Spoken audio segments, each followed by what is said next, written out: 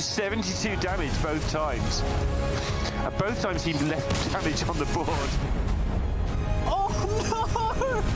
Where is Card's green? Right, but where is Card's green? He got there! Oh. Sick!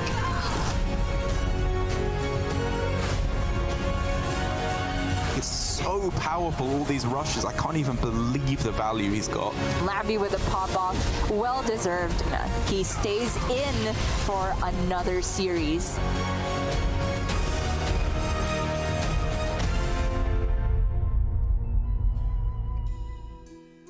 Hello, everybody, and welcome back to America's Grandmasters. This is playoff week. Today is Saturday, and guess what, Neil? This is the last Saturday ever of America's Grandmasters. This is the last second day of playoffs ever for America's Grandmasters. The last Group B playoff playthrough ever of America's Grandmasters. It's pretty intense. How you doing, Neil? Pretty intense indeed after yesterday's last everything Group A Friday ever America's Regionals. Doing great. I was going to say some great action yesterday. There was some good action yesterday. Some of the games were a little one-sided. But today is going to be so much better to make up for that. Yeah. Yesterday it was fine. You know? Exciting. It was, yeah. I mean, overall it was pretty good Hearthstone, like as far as like the actual plays were concerned. We just ended up seeing a lot of one-sided matchups, but that's just how things tend to work when you have a metagame like this one, where players have a huge sample size from the match tour last week of what lineups were, and they can come into this week with a good idea of how to counter that. And we'll get more into the deck list in a bit, but let's go over the overview for the playoffs. We have two dual elimination groups, which each have 4 players in them, which make up the 8 players that were the top point earners for the regular season. Tomorrow we're going to have the top 4 meeting, and how we get to that top 4 is we basically just take the top 2 from each group. The players in first place and second place got a bye, so they start off the group with a win, and the players that finished 7th and 8th place in the regular season got an automatic loss, essentially. So they start out the group stage with a loss. And of course, we're going to be playing Conquest, Neil. Conquest! Whoa, yeah, woo! Yeah. Board X hear it in the back. Woo! Conquest! Oh, that was loud. Each player bans one of the classes. We play a best of 5, and then guess what? We have a dual tournament into the top 4. Just in case you hadn't, you tuned in late and didn't hear TJ, with the top 4 advancing to Sunday. And what we do to do that, we take 2 players from each group.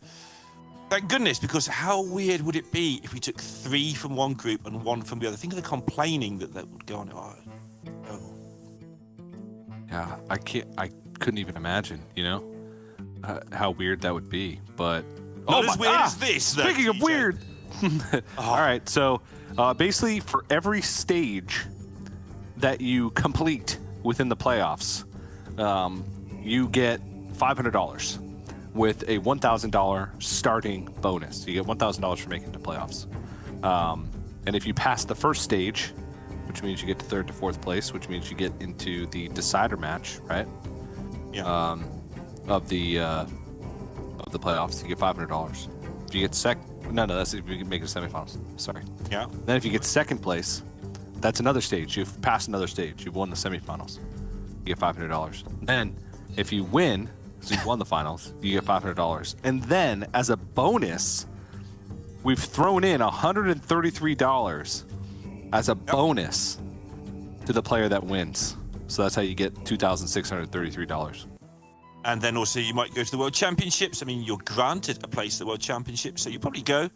But the $133, I think, was just found in a jar somewhere. It was like every time we had a tournament and somebody, had an exchange rate difficulty or something, they just put a few cents in the jar, and we gathered that money together, and we got $133, and that's where that comes from. So we're going to give it to the winner to get rid of it, because it's cluttering up the place, frankly.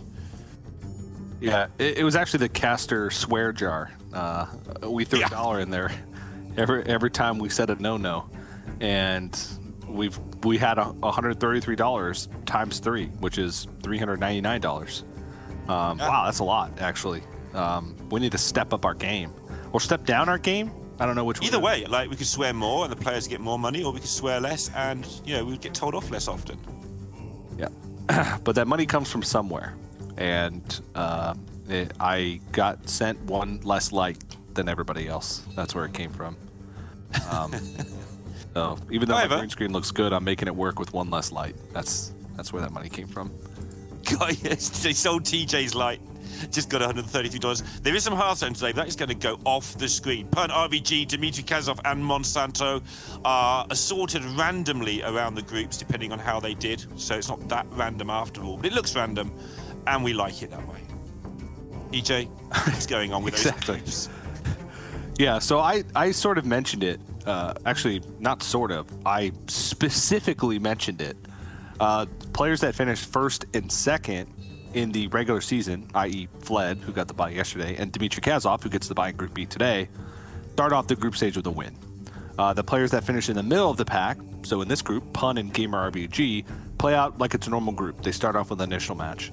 And then the players that finish in 7th and 8th, so the last 2 spots to make it to playoffs from the regular season, which in this case, Nagidon and Monsanto, get a loss to start off the group stage. So they already start in the elimination match. We saw that Nagidon, just despite being in the elimination match to start things off yesterday, still managed to make it to the top 4. We'll see if Monsanto can repeat that today, but we are going to start things off with the initial match, which is Pun versus Gamer RVG. 2 newcomers to Hearthstone Grandmasters. And very normal looking lineups. Nothing to see here. They've got aggro druids on both sides, or beast druid as you like to call it. We've got the buff paladin on both sides. We've got a face hunter from Gamer RVG. We've got Shadow Priest, which has been banned for Gamer RVG. And then Pun has the Rally Priest and the Evolve Shaman like you do. Yep. Evolve Shaman. I'm excited for this one. I really am. Kind of. But also not really. But I'm excited. This deck is incredibly interesting, and it is not banned, right? It's not banned. We're going to see it. We are not banned. Yep. Druid, the Beast Druid, was banned away from Pun, and the Shadow Priest was banned away from Gamer RBG, which makes a whole lot of sense, considering Pun's got a ton of board-based decks, right, that rely on having a board, and Shadow Priest is one of the best at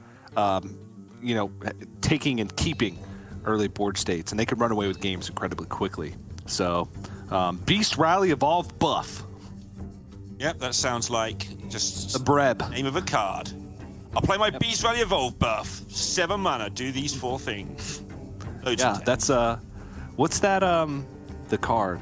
The new legendary, the Radiant Asharan Radiance. It's like stand on one leg, fire Radiance your of arm Ashara. at their face, and yeah.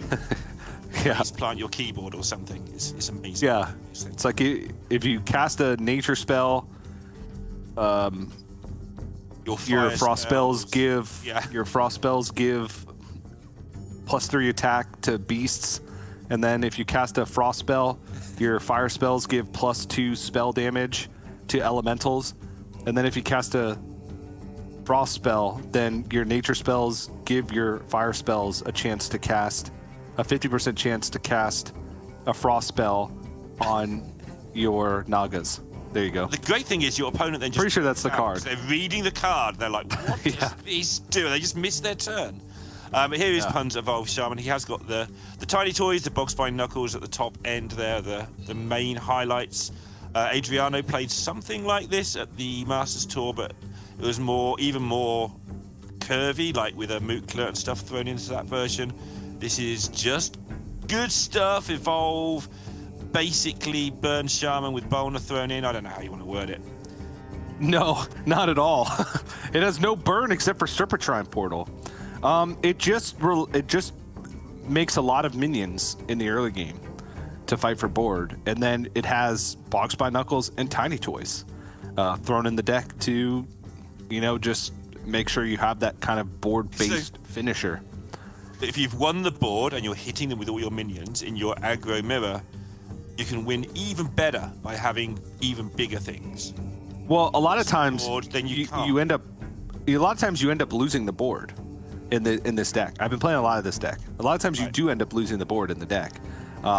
It's just you have enough stuff in the early game to, kind of get there, right? And then you have that big payoff of Box by Knuckles plus Tiny Toys. Box by Knuckles in the deck, outside of that, is still pretty good. You're turning these like early Battle Cry minions into potentially bigger threats. There is some anti-synergy in the deck, which we'll go over once we actually get into the game.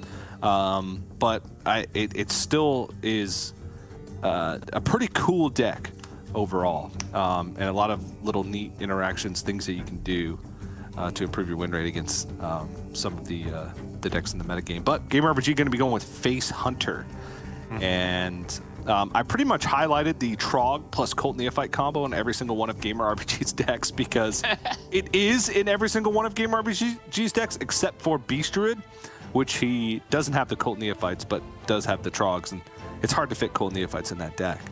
But in all the other three, the Iron Deep Trog plus Cult Neophytes in all of them. Oh yeah. How does this Shaman match up? I mean, forget the Trog War for a second. How does the Shaman match up against all these aggro decks he's going to have to play against? It's tough. You basically rely on having a good early start and not much dead stuff going on. You don't have the payoff of Trog that you do in some of the other decks. Like every other deck in the metagame nearly can play a Trog on one and then buff it onto in some form or another. Paladins, obvious. Druid, you can throw an Adorable Infestation on it, or any number of things. And then with Hunter, you have Doggy Biscuit, Adorable Infestation, and Ramming Mount for a little bit later on in the game. For Shaman, it's just there to plop it on the board, and you play it on curve on the play. It's still difficult for your opponent to deal with, and does give you that board. But this is a pretty good opening for Pun. Obviously, he can't coin anything out, but he gets to go one into Wailing Vapor into Wailing Vapor Trog, which should be able to trade over the Trog on the other side unless Gamer RPG picks up something to do.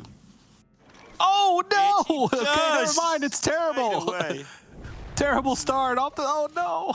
It's so Good start turned really bad.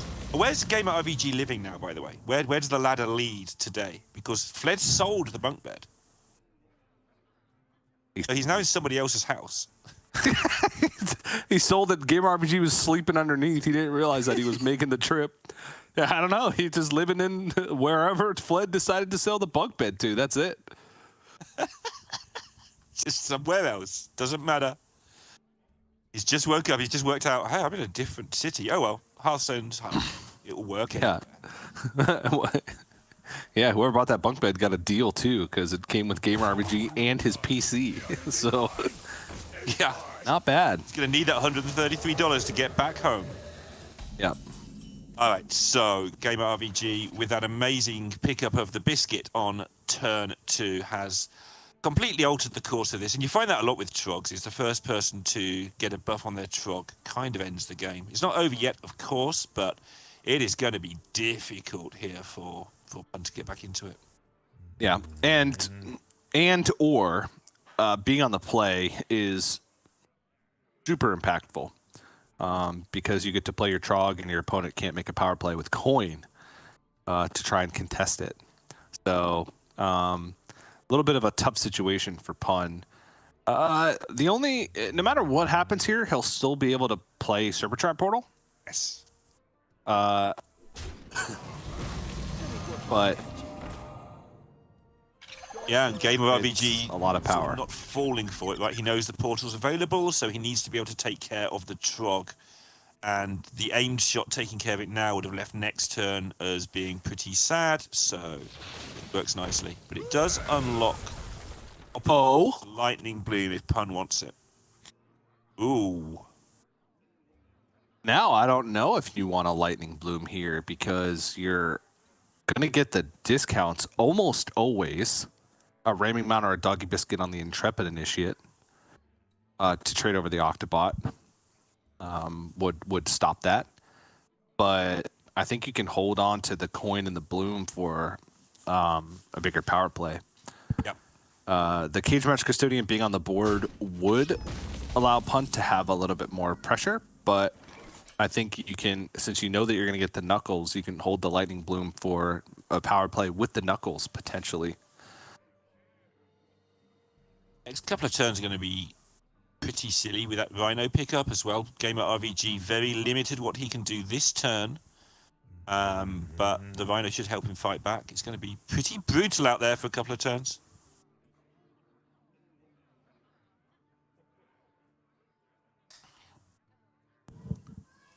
All it takes is one good Knuckles, though, you know, and Yeah. you build a board. If you're not taking early damage in this matchup, there's a lot that you can do to try and come back into the game.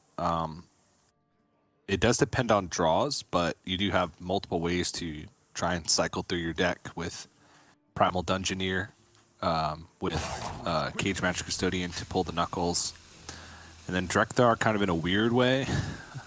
Still draws two, plops them on the board. Drekthar is weird in the deck, but it's just to get minions on the board, and it lines up. You go Drekthar into Knuckles to make those minions, to turn those minions into something else, potentially make them stronger. So there's a lot of damage going into minions too. You touched on it earlier. When you evolve a battle cry minion, you get so much value because it's had its battle cry, which is factored into the cost. There they are. He wanted to go Cage Match Macaw here and just draw both Knuckles out. The worst draw in the deck by a wide margin. Wide. How wide? Very wide. Oh, wide. Could go. Nah. I was gonna say Custodian into Lightning Bloom, coin Knuckles, but then you have no payoff next turn because you would only have 3 mana available. Your Macaw would still be doing nothing. How about blooming out the Knuckles to clear the board, wasting a charge, but getting them back next turn with Age Match and the Macaw that way? People don't do it properly, I guess. Oh, no, I actually like that. No, I'm just gonna Totem instead. Totem Custodian.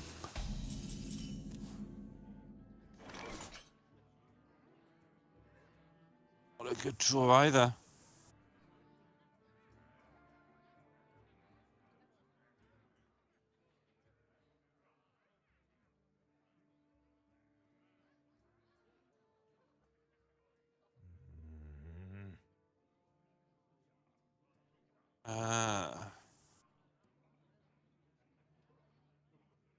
In the tier 1 players just play the Rhino and kill the 1/1 with it and trade in. Yeah, he's going to need that damage. So this is the level 3 players just play Kodo Bane and shut your eyes and hope it all goes away.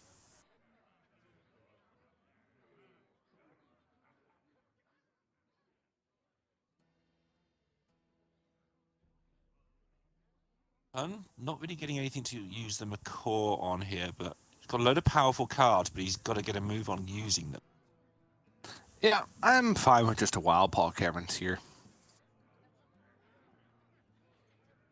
Okay.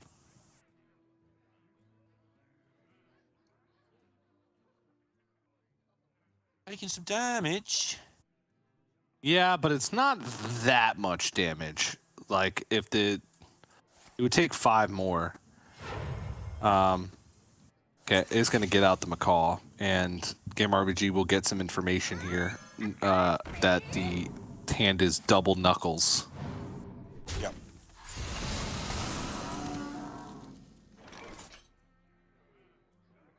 Oh, okay. Allows him to go mega wide. There's very little board clear, right? Well, he could buff the Rhino that's on the board to push more damage. Because it's a wherever they are kind of card. I knew that part. I was just thinking that playing the Wolpertingers, making them bigger, have a really wide board, might just get there. But this seems fine because you've got another Rhino for next turn. You've got a lot of damage. Well, not dying anytime soon unless there's a good evolve occurs, which there could be.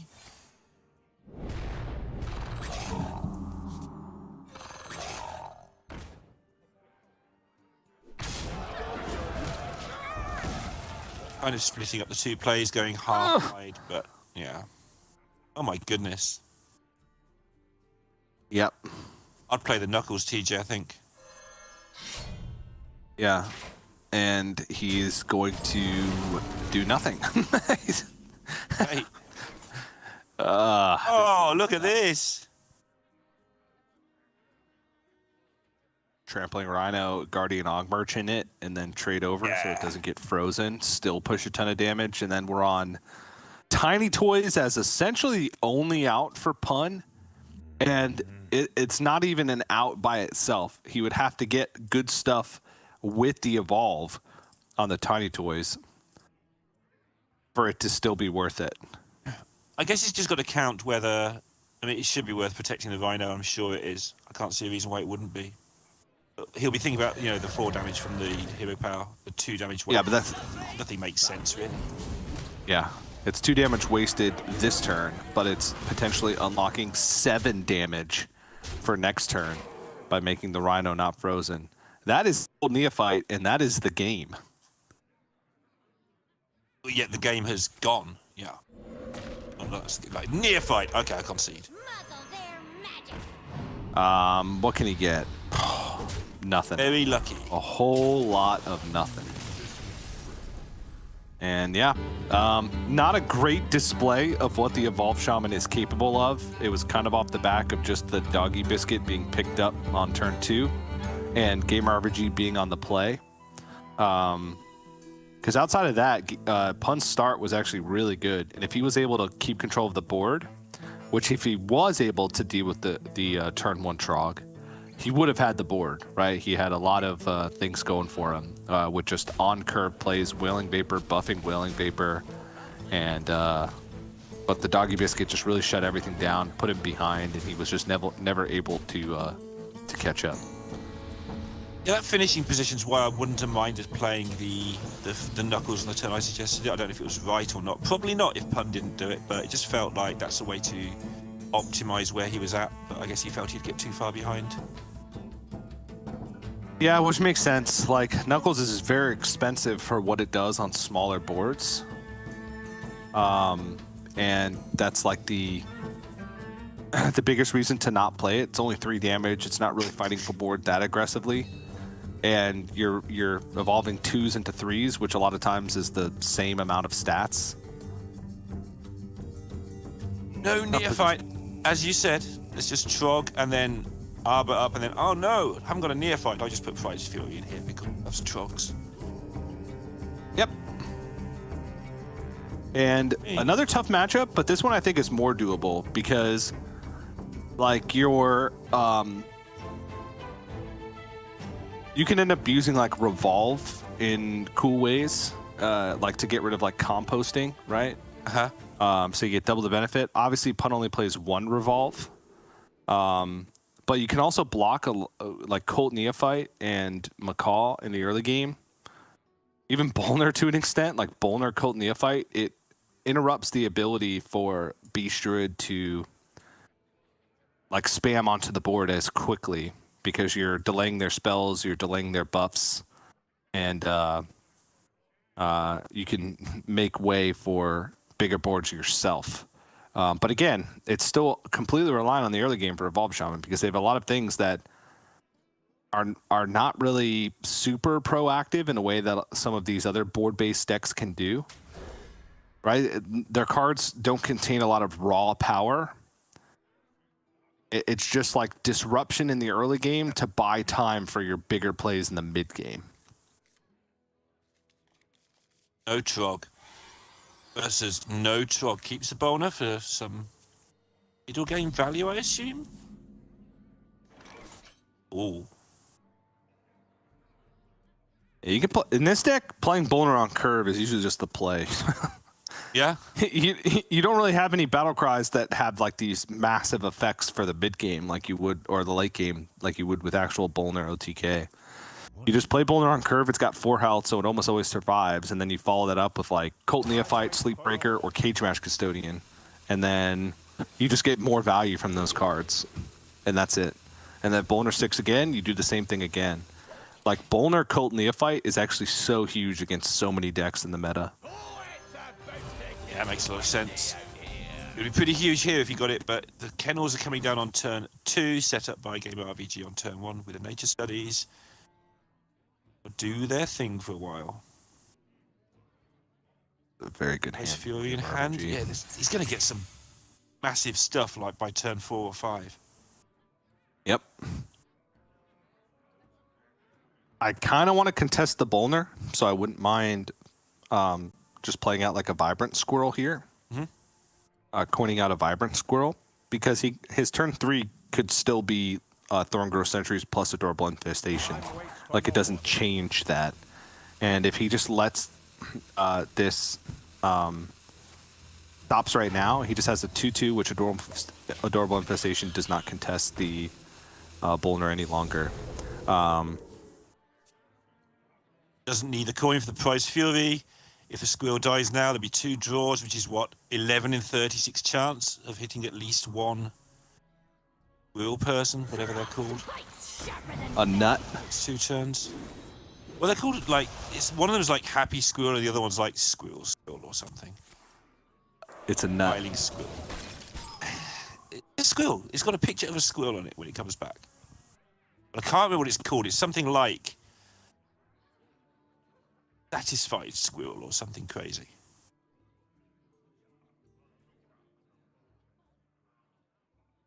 Not having it. I'm not letting you say it's a nut. I'm just not. Nope. We'll see.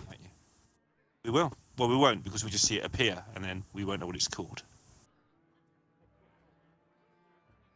Always little time. All right. Oh. Ooh. Which, if he wants it now, can take down everything. Everything. And these are some massive value trades. Druid of the Reef, Adorable Infestation, play the 1/1, value trade over the Bolner, and yeah, Pun's already in a bad spot. Yep. He does have the tiny toys this time around. He will have the weapon, but he is going to need it because Prize Fury's happening next turn. Yeah, he's just gonna die. Yeah.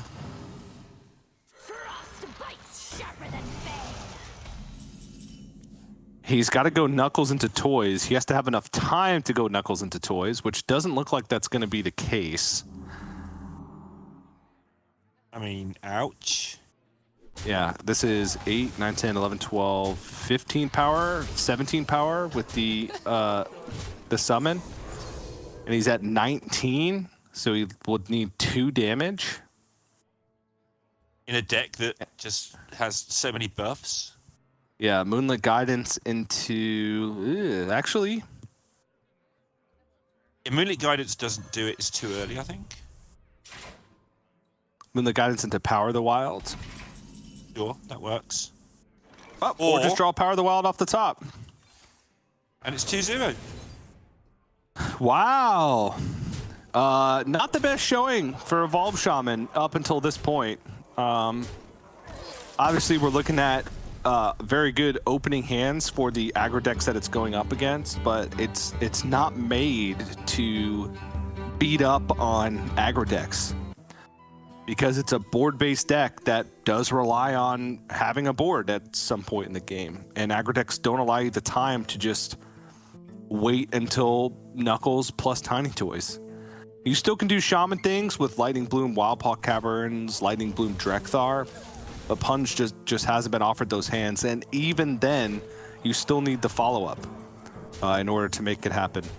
So, yeah, the lack of sort of landslide as compared to, I don't know, Burn Shaman or any other Shaman, basically, is just telling, isn't it, right now with these starts? Just not allowing your opponent to build a board. Like you say, you're just half a turn too slow. Everything costs 2, and Druid, everything costs 1. But the Paladin, no respite, really. But he has queued up the Rally Priest. He's kind of sick of the Shaman. Wants to show us some good old Rally Priest. This deck is still... I don't know. I think it's very hard to judge how it does against everything so far because the level of play of the people actually piloting the deck is also wildly variable. yeah. And you still do need the hand. You can get incredibly awkward hands as the Rally Priest. They do have tools to deal with Paladin, in the buff Paladin in the early game, notably like Holy Smite, Shard of the Naru at certain points. If you can get a minion on, like a buffed minion on board before the Paladin can, which can be tough at times, you can also find yourself in a good spot. But again, we're looking at Iron Deep Trog, Cult Neophyte. So if Gamer RPG can find those plus buffs in the early game, it's going to be very difficult. Yes, it is. And so far he's 2 for 2 on Trogs, which is 2 Trogs more than I've had in the last 24 hours, I can tell you that. Not that I'm bitter, TJ. I've not had a bad day. Well, I mean, there's a trick to drawing Trogs. The first step is to put Trog in your deck. I did that. You did that step?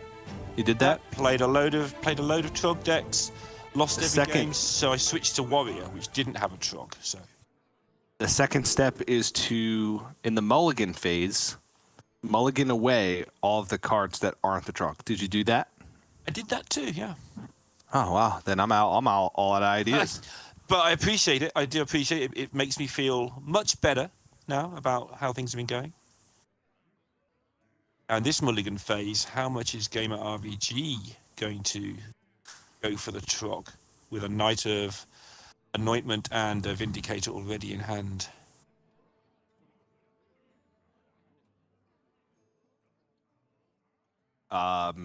Keep Vindicator, throw away the rest. All right, Kind of where I'm at. get on board with that. Keeps a 1 on the coin. I probably would have liked to just keep going for the Trog, but I know where, like, he just wants something to be able to buff. So Also drew the Akani, which is going to make things incredibly difficult and awkward for the priest, potentially, on turn 3 or 4. Probably turn 4, I mean.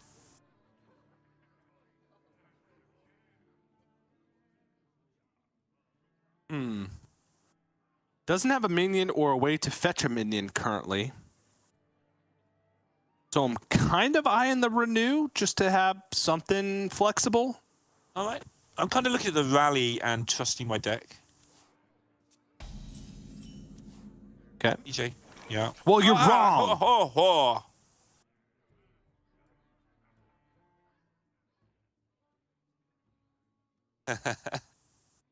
Quite a few choices here as to when he wants to actually play the Trog, because he could wait and put a Hold the Bridge on it next turn.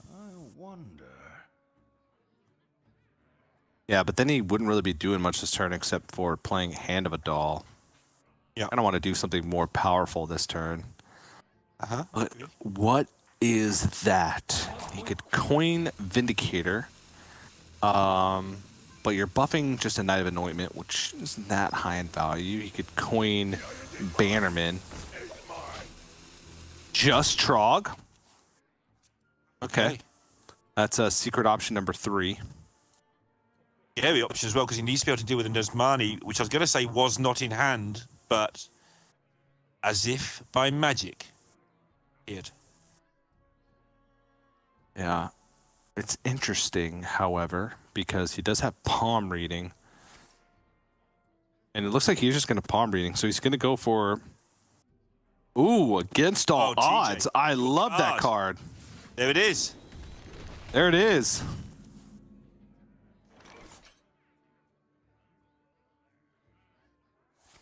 That thing you put in the key cards. Remember What did I put in the key old- cards? The Trog Neophyte thing. Good. Counter against all odds. Otherwise it could go bad. It's got to be Minion. It has, hasn't it? Yeah, exactly. Like, Yeah. really don't see any other options. Yeah.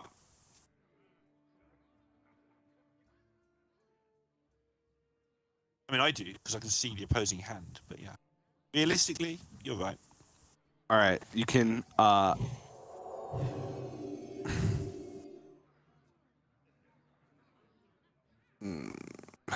I was gonna say you could Psyche split the Akani, and then against all odds next turn.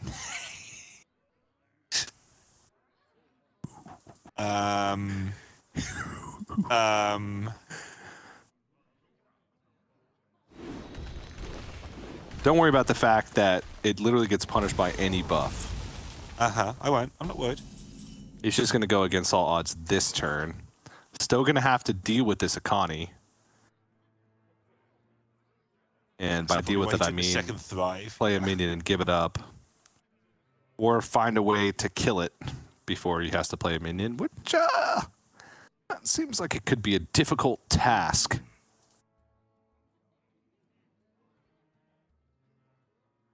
Yeah, fight would actually be really good here because of the double thrive, and it would just make things really awkward and horrible.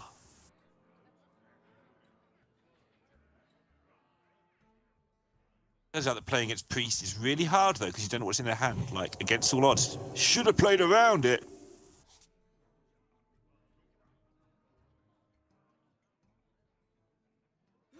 Yeah, cool.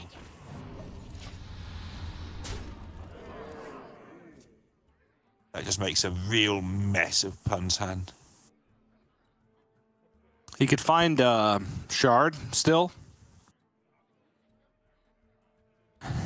And then start popping off next turn, I guess, but he doesn't have a Sethic, so it'd just be like a Nazmani pop off, which, I mean, still has value, but in this deck, not nearly as much as it would in, say, Miracle Priest as opposed to Rally Priest. It doesn't get very far very quickly most of the time, does it? It's just sort of needs the help from its friends. The Sethic's the big one in this deck.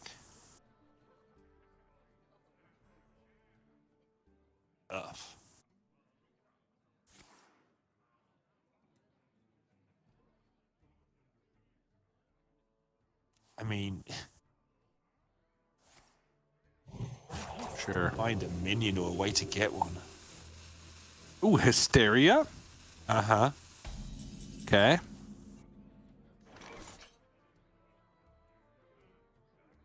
That's a way to guarantee kill the Akani. Well, not guaranteed kill the Akani. If Gamer RPG just plopped all the buffs on the Akani, then sure. Will he? And it's then you tough start to running think into about other like, things. Yeah, like Shard. So it's a difficult situation to navigate here for Gamer RPG because he doesn't really know what he needs to play around, right? Yeah. Like,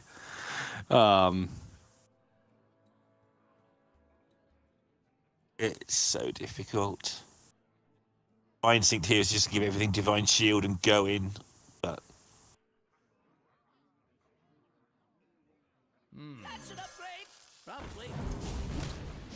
might turn out to be brutally nasty. Okay, that's much better. So basically doing what you said, but not quite. okay, so Hysteria here is actually pretty nutty. A full clear? It's possibly a yes. no, I don't think it can be, right? Oh, of course, you leave a 1/1 at the end on the good run. Either way, it's a you would leave. clear. You leave a 3/2 or 2/2. Yeah, like this.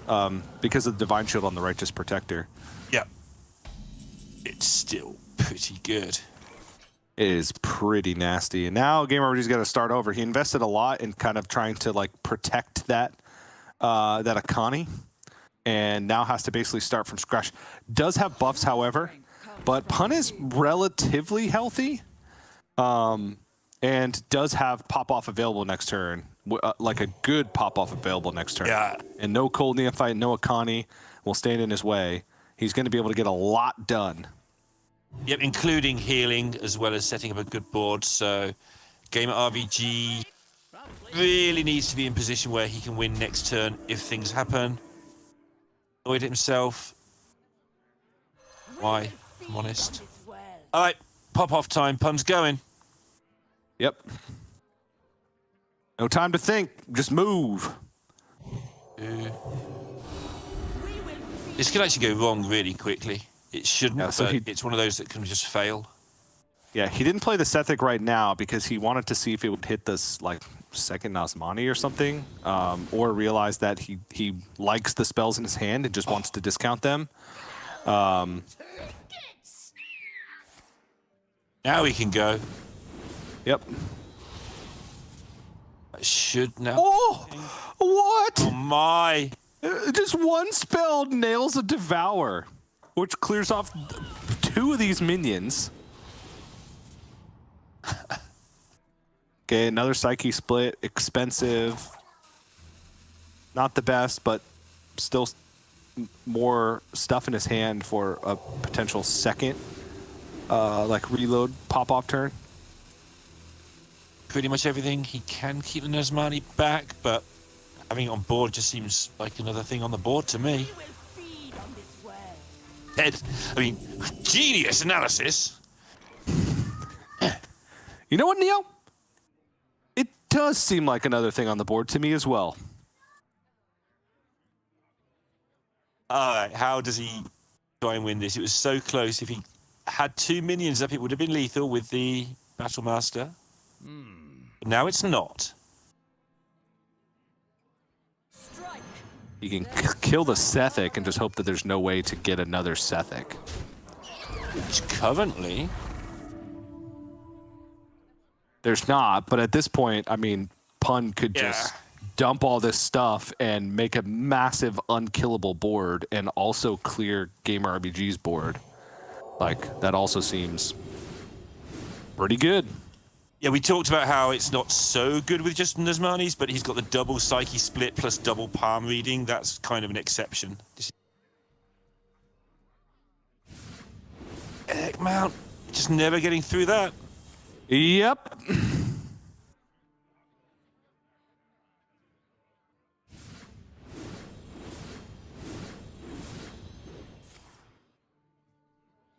Look when you get to this point. Oh, Ray's dead, Rally. How? Just do stuff. In old school, just gonna make the big things as big as he can, like you said. Don't need no stinking Sethx around here, because look at my board. Just dump the hand, build the biggest board, and win the game. Yeah, sounds good to me. Uh-huh.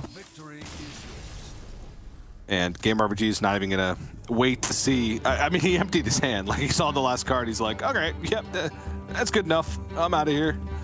So Pun gets himself on the board at least 2-1 now in favor of Game RPG. Still got the buff Paladin. And we're looking at some potentially tough matchups, right? With Burn Shaman. Wait, no, it's not Evolve Shaman, sorry. Yep. I did my analysis earlier of Dmitry Kazov, who's running similar lineup to Nalgidon, and against aggressive decks, like the Burn Shaman seemed so good. And then I'm like, oh wow, okay, that does seem really good. But nope, he's he's got the Evolve Shaman. Not really potentially tough matchups. Obviously, you still have Wind Chill, but you don't have the Snowfall Guardian to get things going. But Pun's going to go with the Mirror first. Shows how much faith he has in the Evolve Shaman right now.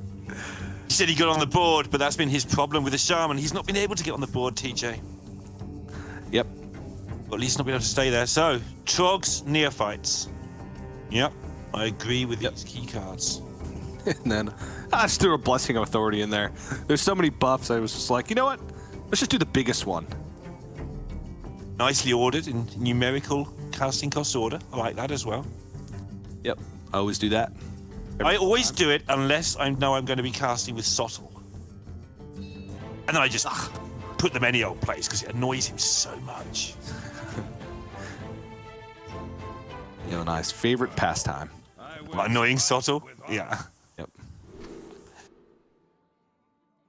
No Trogs. A ball Bannerman is so tempting on the coin, but it's not a Trog. No, you really just want to get on the board and stay on the board in this matchup. And Bannerman is the coin Bannerman to Bannerman is better against those more control-y style decks. Mm-hmm.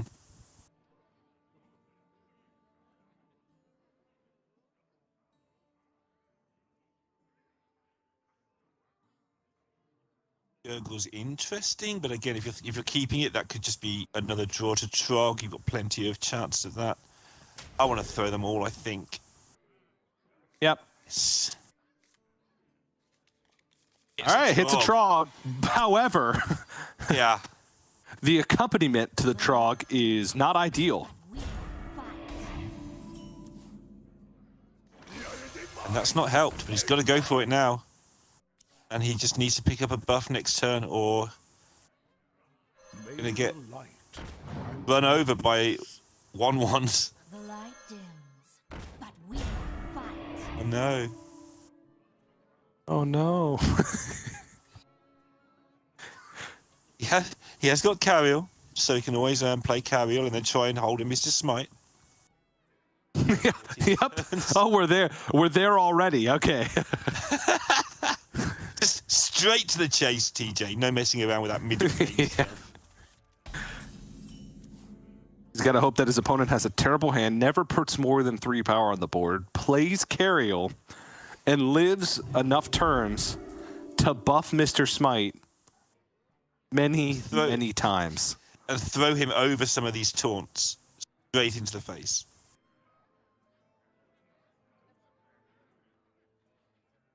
Well, the Trog part of the game hasn't gone so well, but he is at least going to be able to coin Carriel in a situation where he should have some minions to follow up with. Okay. Turns time. All right. But getting the buff on the Trog, it's not going to Trog his opponent, but at least it's going to, enable him to buy some time. And actually, it's going to work out really well.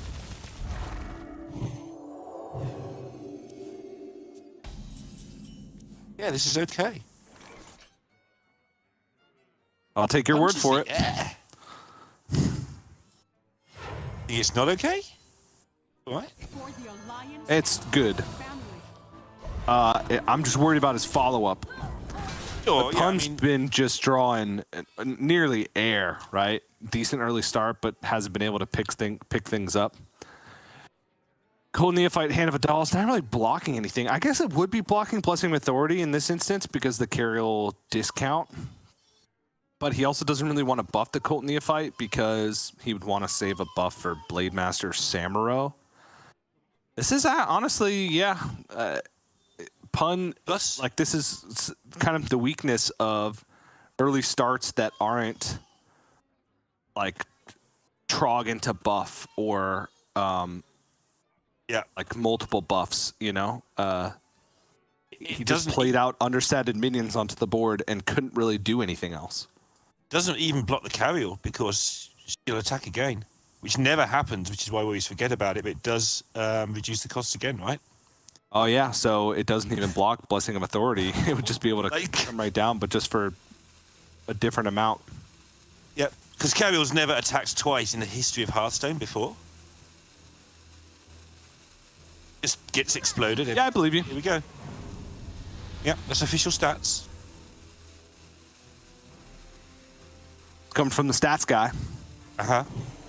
Everything I say. I trust it. Completely unofficial, just in case anyone believes things I say.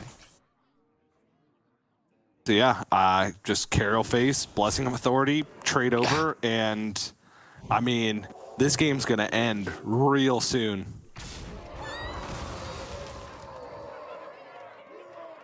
Right after looking at this card.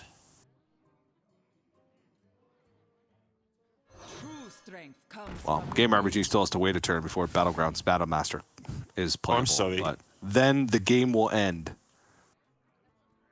Reminder that Pun did finish in the top 4, so we will be seeing Pun at the last call. Also, this is an initial match, so Pun will also have a chance to fight in the elimination match against Monsanto, where maybe the Evolved Shaman will fare slightly better. He can squawk! He's going to squawk him.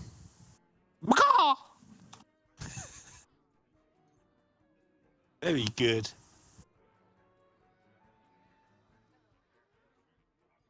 I wonder.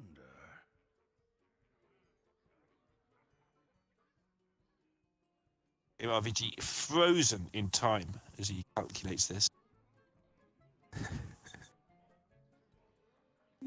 I don't even think there's a world where Let me like a single combination of cards in Pun's deck would beat Squawker and then do anything.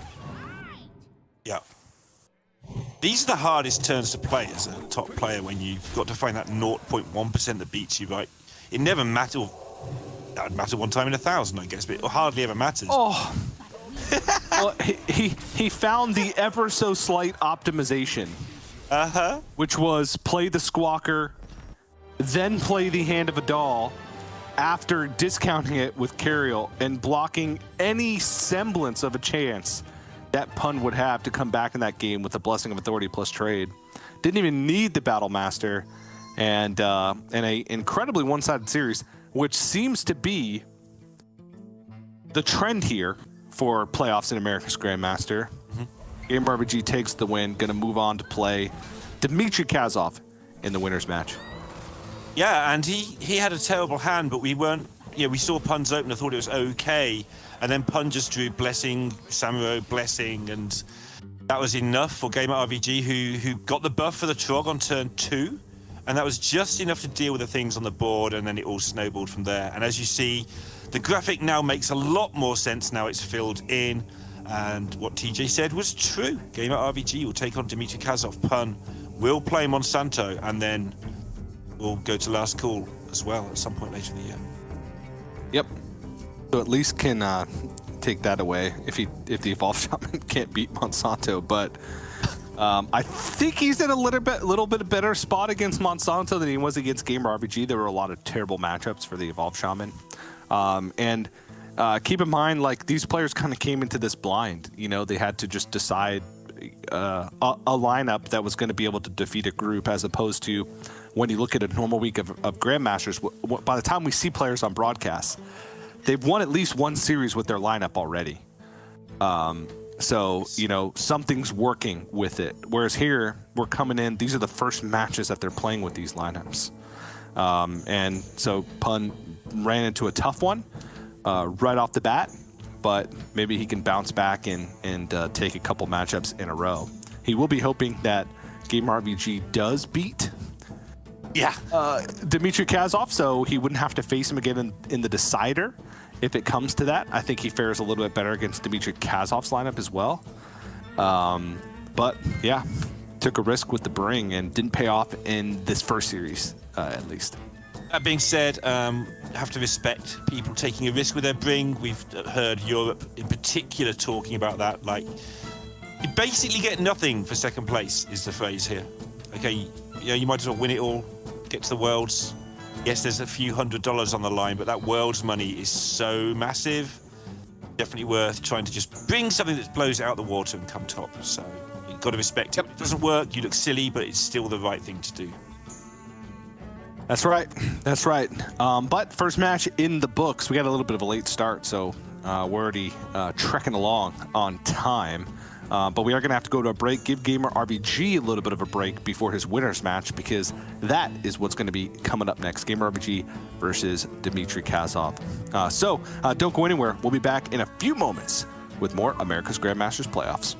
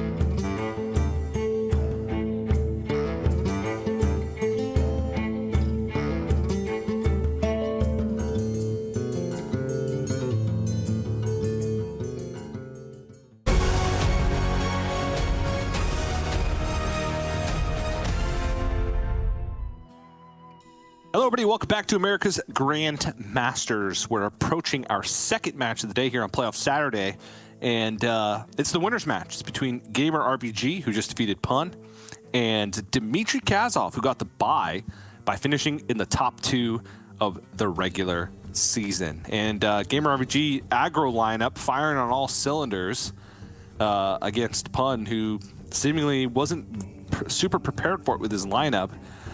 But Dmitry, he's got a little spice going on here, Neil. A little spicy meatball.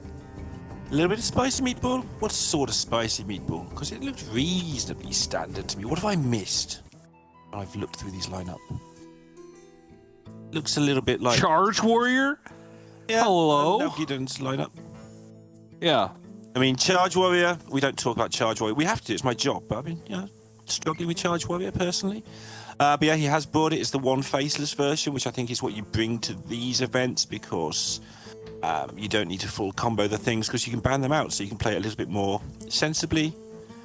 But then he has gone with just the aggro from there on, the priest, the druid, so that's the beast druid, the shadow priest, and the burn shaman. So very aggressive with a charge warrior, which weirdly is what Nalgidan brought yesterday, give or take, aggro dex plus charge warrior.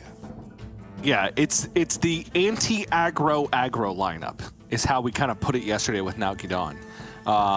That also has game against some of the other decks in the metagame, right? You get most of the benefits of being an aggro lineup, where you can kind of beat up on the slower control-y decks, or priests to an extent. But you also have a slight edge against other players who are bringing aggro lineups, because you include Charge Warrior and Burn Shaman, which can do completely 2 different things. But Burn Shaman can be aggressive while also stopping board-based aggression with Snowfall Guardian and Brilliant Macaw combo. Same with Charge Warrior. Against the combo decks, you kind of have this inevitability going on, but then against aggro decks, you just have all this removal. And then outside of that, he brings the 2 best aggro decks against aggro decks, Beast Druid and Shadow Priest, which are super board based, can win games incredibly quickly, and can take back boards. Right, they fight better than say Face Hunter in early board states, and can capitalize on good early starts. So I kind of like the lineup. It worked for Nalgidan yesterday. He was able to win 2 in a row after starting with the auto loss. Burn Shaman taken away. A lot is going to ride on the 2 mirror matchups that we're going to potentially see with Shadow Priest versus Shadow Priest and Beast Druid versus Beast Druid. But Dmitry Kazov should be able to get this Charge Warrior across pretty reasonably, and I think that might be the difference maker. Yeah, and it was the difference maker yesterday for Nalgidan as well. Again, not quite the same lineup, but the same principles. And the more you look at it, the more this lineup actually makes sense. When you first look at it, you go, what? Why is there a Charge Warrior in this lineup? What's it doing? But as you've just very eloquently described, it's actually doing quite a lot, because you're targeting the aggro decks, but you can still beat something else. Just going back to his sheet there, Dmitry, it didn't tell the full story, his 8-7 record. He had a mediocre to okay start, but on that last weekend, he just rose through the rankings to get his high seeding. Bit by bit, he just kept beating people until he got to the final, because that's how you get to the final. And that's put him in a really good spot, and I think that's something we've seen him finally do, finally getting those big games done when they mattered. Whereas maybe previously he always seemed to fall just that 1 game short. Obviously, he's now in the playoffs, needs to do it again, but to get there, I think he showed a lot of resolve to get through that last weekend. And once again, he has moved where he sits in his room. At this point, I'm convinced he's just doing it because we keep bringing it up. Oh, he originally did that, yeah. Yeah. And he's probably really annoyed at it. He's like, I got to move again. He's annoyed that he has to keep up with this bit. or he's just got a green screen with 20 downloaded backgrounds. He hasn't ever moved. He's always sat in the same place. He's always had the same background, and he's just projected it on there for us to make us look silly. Yeah, but the pictures are of his actual house. He just took pictures of his actual house, but then sat behind a green screen, so it appears that he's sitting somewhere else in his house. but He'll be he's sat in the actually not. kitchen tomorrow, like just in the sink or something. Yeah. Yeah. But there's a Trog on the other side. And you really do need it against the Warrior. The trouble is that minefield is a minefield.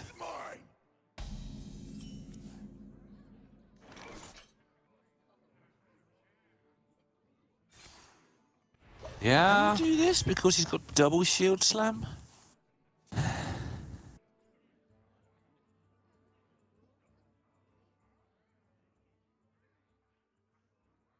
I like playing the sentries here. Get out of minefield range. That's feels good. And if somehow you survive, then you've actually got Power of the Wild to buff things up. He can go even a step further and like coin out the Adorable Infestation. Sure.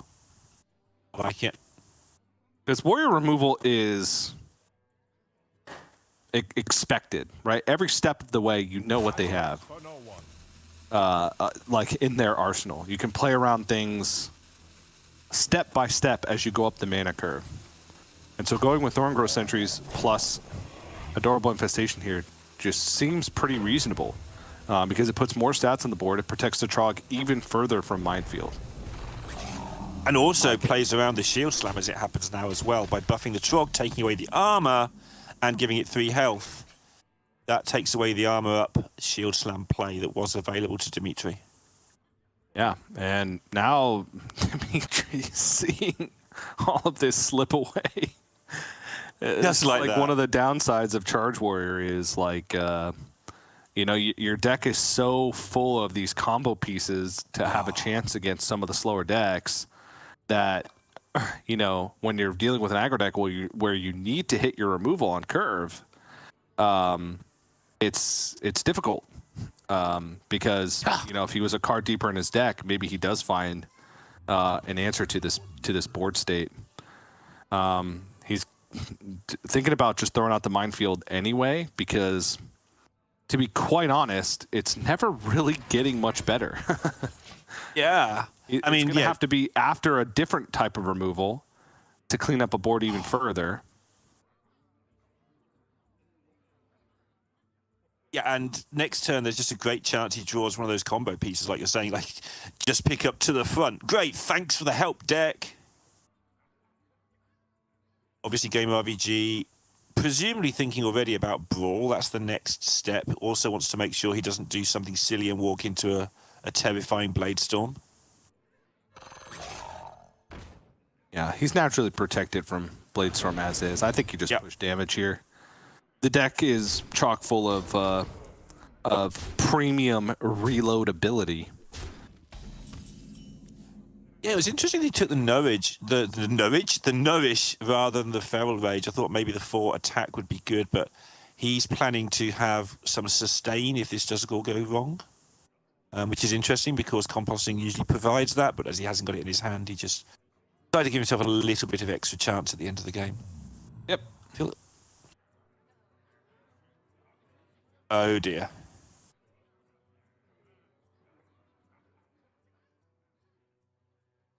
$16 damage available next turn with a Power of the Wild. Whew! And he would expect to get brawled at that point. Well, not expect, but fear, I guess, is the word. Yeah. This is the only real option for Dimitri coming right now. It's actually even. Did you account for the Trog as well? I didn't know. 12 plus 6. 18? 18. 19 with the hero power. I mean, you just cash in on this damage.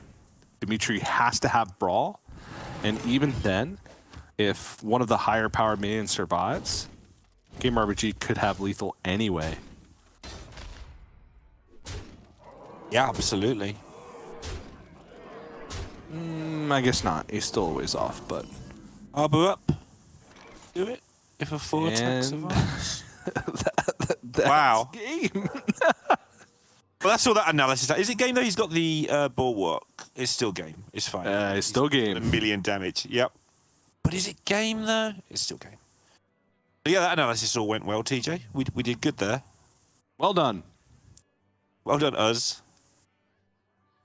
Massive win for Gamer RVG though. He doesn't have to take on the mirror in particular now.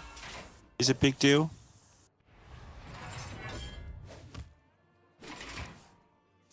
Oh, it is a 5. Health. Oh, okay.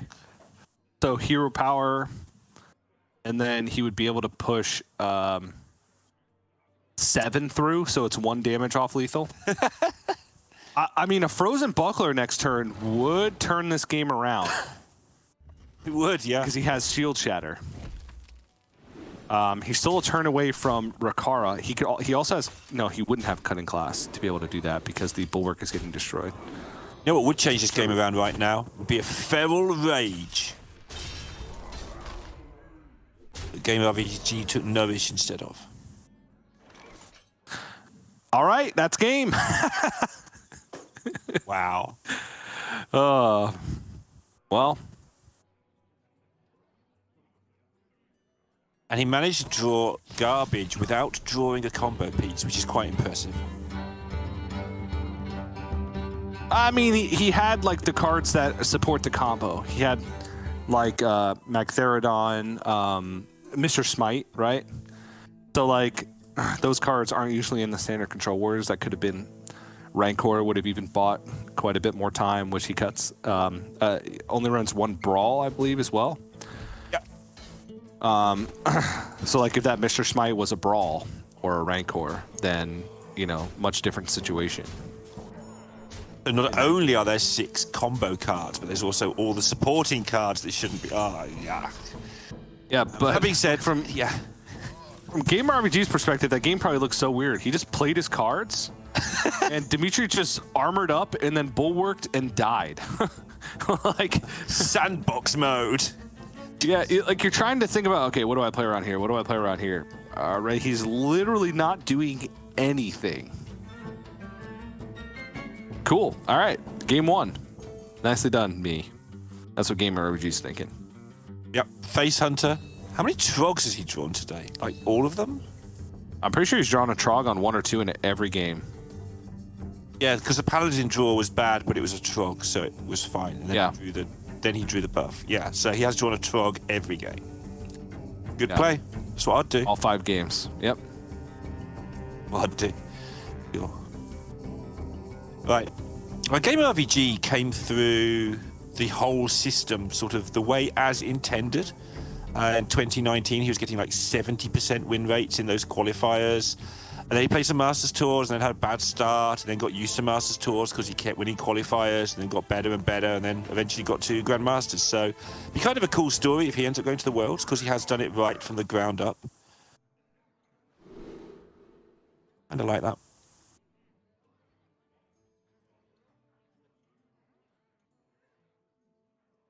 I feel like every player at this stage, though, has, at some point in time, done the system as it's intended. Yeah, I think some of them had already done it before the system existed. So, okay, I'll word it differently. He did it as a player getting better as the system came in, as opposed to, say, Frozen, who was automatically... We knew he was good. He'd already got the points. He'd put in the effort for years beforehand. Gamer RPG sort of evolved with the system, I guess, is where I was going with that. Look, we have a slight disconnect, but hopefully we'll get back into that game momentarily. I see what you're saying, but I will counter with, like I said, at some point a player succeeded in the system and then evolved with it to still be in Grandmasters. Oh, absolutely. Although it wouldn't be here. So you win the argument, TJ. I've learned that this is the best way to argue with you. You've won. 1-0 to TJ, again. Yep. Because this You don't get to the world. You don't matters.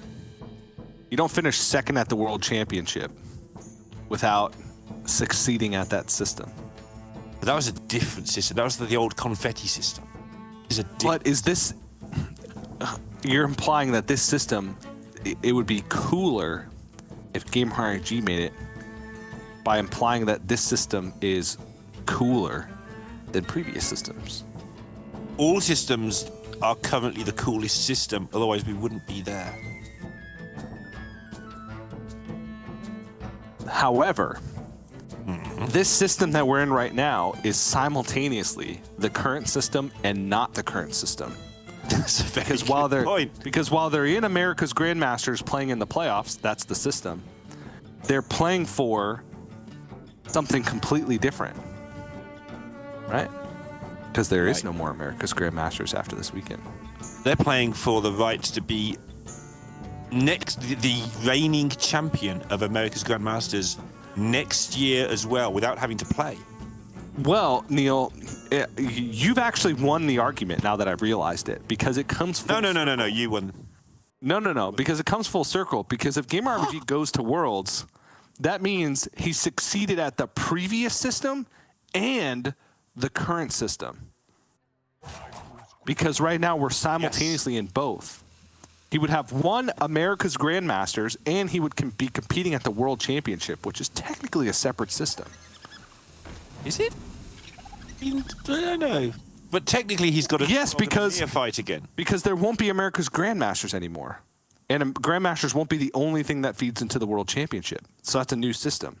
By just existing at the World Championship with players that didn't come from Grandmasters, he's in a new system. So did I lose again now? No, you won. Wow, Neil. Oh, cool. Well, go me. Incredibly smart. Like, thank you, TJ. You went through all those degrees of separation and still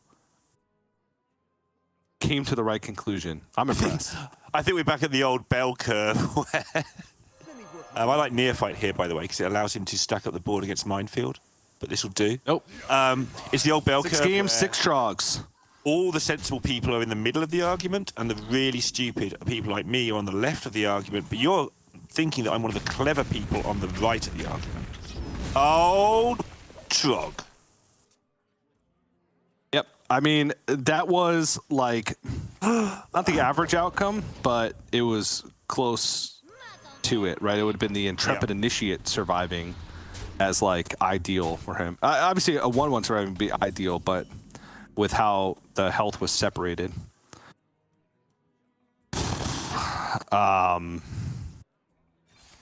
I mean, don't know. Good news is the Hunter hasn't yet picked up any card draw. Bad news is you haven't got any ways to kill anything. Yeah. I would say the bad news currently outweighs the good news. Yeah, he's got a lot of good draws in the deck. Obviously, Shield Shatter would be one of them. Rancor would be fantastic right now. Brawl would still be good. Even a weapon at this point, like an Outrider's Axe, would allow him to be able to trade off a minion, draw a card, and then Cutting Class to draw even more cards. And then as soon as he hits a Shield Shatter at any point in this game, not at any point, within the next few turns, I should say, because the game won't go on forever, then he'd be good. Well, he's gone all in. I think Dimitri obviously didn't keep any of those cards in the mulligan, so he's going, well, you've only got one brawl. I'm going to make you need it, or I'm going to go 2-0 up. That's not a brawl. What is this deck? I mean, what do you even do? Just armor up again? Coin Cutting Class? Kind of need I think you gotta the buckler, right? Because you want to clear next turn? I think you coin Cutting Class because you're only adding 1 additional power to the board, and you just need to hit the removal. Yep. Oh, that sounds... And it blocks the board, so Game RPG, obviously a spell off the top would be the best, which at this point, I'm pretty sure he's played most of his minions except for like Dungeon Rhino. It blocks Kodo Bane, for instance. As well. Oh yeah, it blocks Kodo Bane, blocks Rhino for putting more power on the board and like interrupting Rancor. It blocks like Warsong Wrangler. It blocks a lot of good things, so it actually has an upside. So I think I'm settled on it. I'm settled on the Coin Cutting Class. Just because he needs to hit Shield Shatter or Rancor. It has to happen. Yeah, and Dimitri understands. So, right. Heavy Plate Frozen Buckler works. Or no, it doesn't. Sorry, I thought that was a Shield Shatter and he was waiting for the other thing. All right. Heavy Plate buys time? Question mark. Game RVG can't believe his bad luck picking up a minion there when he's already played against someone who hasn't drawn a spell for 2 games. A spell was basically lethal as well in a lot of worlds. Oh! Oh no! He can't kill it. Like he'd have got the +2 on. Yeah, it would have been lethal. Any direct damage spell because he gets the +2 as well on the initiate. Oh no, this is horrible. This is just like yesterday where somebody just got terrible draws every day. And I promised at the start of the show we wouldn't do that to you today. So I lied. So he has to trade the heavy plate and hit. I guess he can frozen buckler heavy plate, and that guarantees he survives. But that doesn't stop, or that doesn't allow him to have any armor in case Shield Shatter is picked up. Drawn another minion though, so he's going to miss out on damage once again. Yep. But at this point now he's going to have some pretty exceptional reload off the back of it. This is all of the armor chipped away. Dmitry Kazov will have 0 armor. It would have been Shield Shatter if he had traded the heavy plate. Obviously results-oriented thinking, but... That's kind of thinking. So he needs to Lord Barav armor up Shield Slam, and then hope that Game RPG has 0 points of damage. In his deck that is down to, what, 2 rhinos, it can't have many minions. Yeah, so it needs him to whiff on damage here, which is, I feel like, just incredibly unlikely. He needs a single point of damage. Aim shot, quick shot, adorable infestation. There it is. And there it is.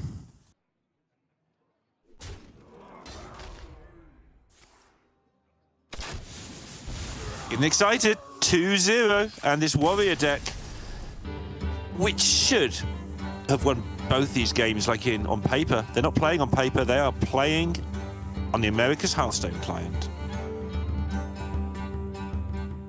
Is he going to survive? Is he going to be okay? He's getting very excited. I mean, you have Trog 6 games in a row, you're going to be excited too. Needs to make it 7. Last deck is the Shadow Priest. So, I mean, even if you're staring at 3 unfavorables with 3 chances to win with Shadow Priest, you're probably going to find a win. So, Game RPG incredibly favored from this point in the series. And if Dmitry keeps just hard whiffing on removal, then this should be a breeze for him. What's the final pop-off going to be if he wins this next game? Oh my goodness, he's run out of pop-offs. All right, so here's the key cards, TJ. Serious moment. Grog. There you go. Draw Cold Neophyte. Boom. Yeah, and Mr. Smite, because it looks cool. Yeah. It's like I don't know. There's just every card does the same thing. I always think about Void Touch Attendant, but that's like a given at this point. And Mr. Smite's kind of new compared to Void Touch Attendant, right? Like, it's newer. So throw it in there. It's damage, synergy with the deck. Mr. Smite deals face damage. The deck wants to deal face damage. There's a pirate in there somewhere as well. Defias Leper. Defias Leper. Ultimate synergy. Key card. That's key card material right there.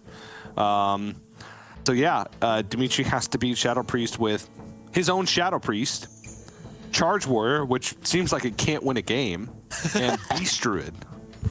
Which is a really close one as well, I think.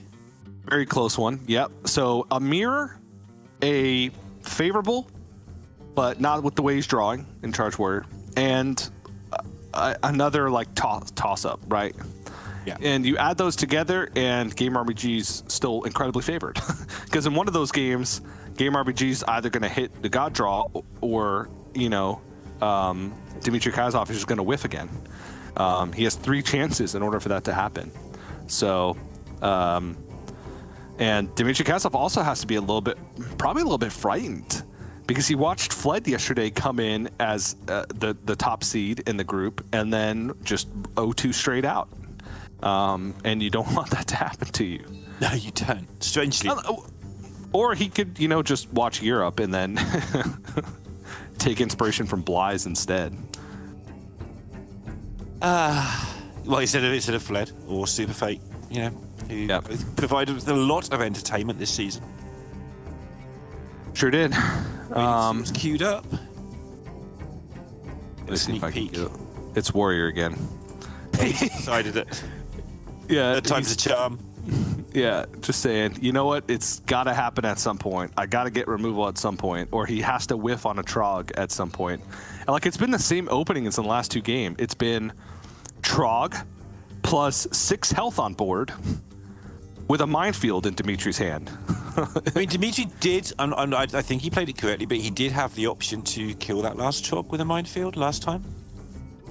Not in the previous game, no, because Game RPG held the Trog on 1 instead played Volpertinger. Oh, the game before. The game before, he could have just killed a single Trog. It would just have been a Trog on 1.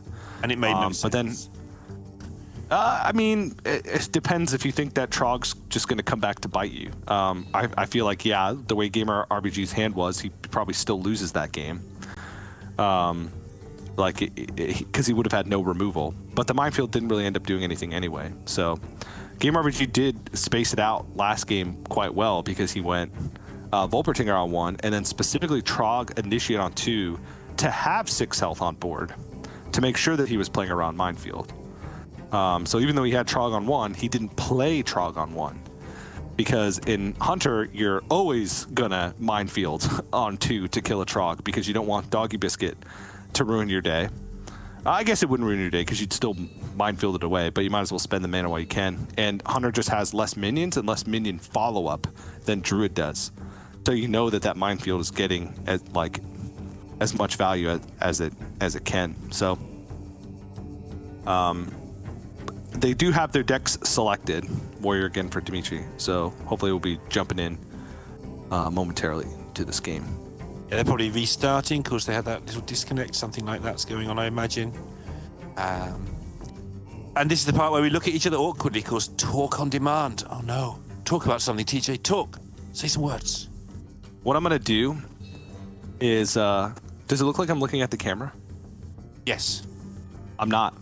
I'm looking slightly to the right of my camera. Right there. Okay. Right there.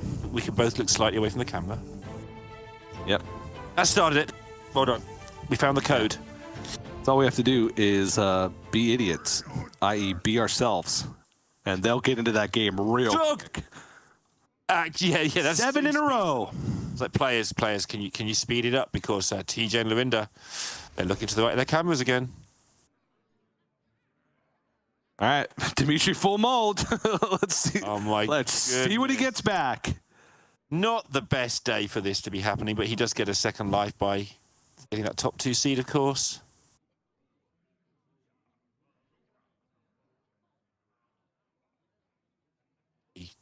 Do I keep the 4 health minion? It's a deck that struggles to kill it, but it doesn't do anything. Tough call. Well, if he goes Trog on 1, Neophyte on 2, that plays around minefield. Yep. It doesn't play around coin minefield. No. Oh dear.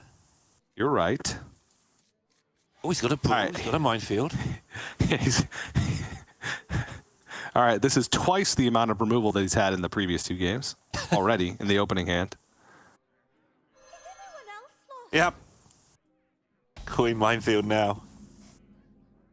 Because he picked up the second neophyte, he can just neophyte and then Trog neophyte, I think. Oh my goodness, what do you even do?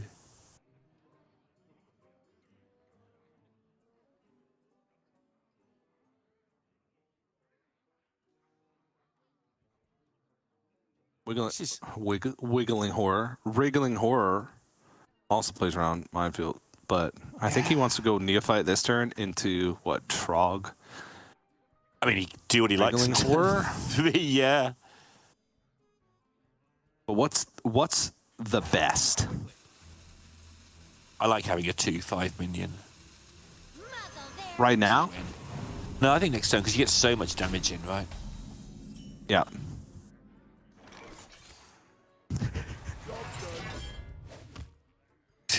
I got that sinking feeling in my stomach again. Has he drawn an Outrider's Axe? He hasn't, right, in all of these games. No, but like Outrider's Axe hasn't been what he's needed. He's just had like pieces of different combos, right? Whether it be Frozen Buckler, no Shield Shatter. In this case, Shield Shatter, no Frozen Buckler. Pieces of like the actual combo instead of removal. But at least it's some cards. At least it's some draw. At least it's cards. But he's going to take a lot of damage while he waits for cards. Like next turn, Minefield won't be doing anything, so he's going to have to Corsair Cash.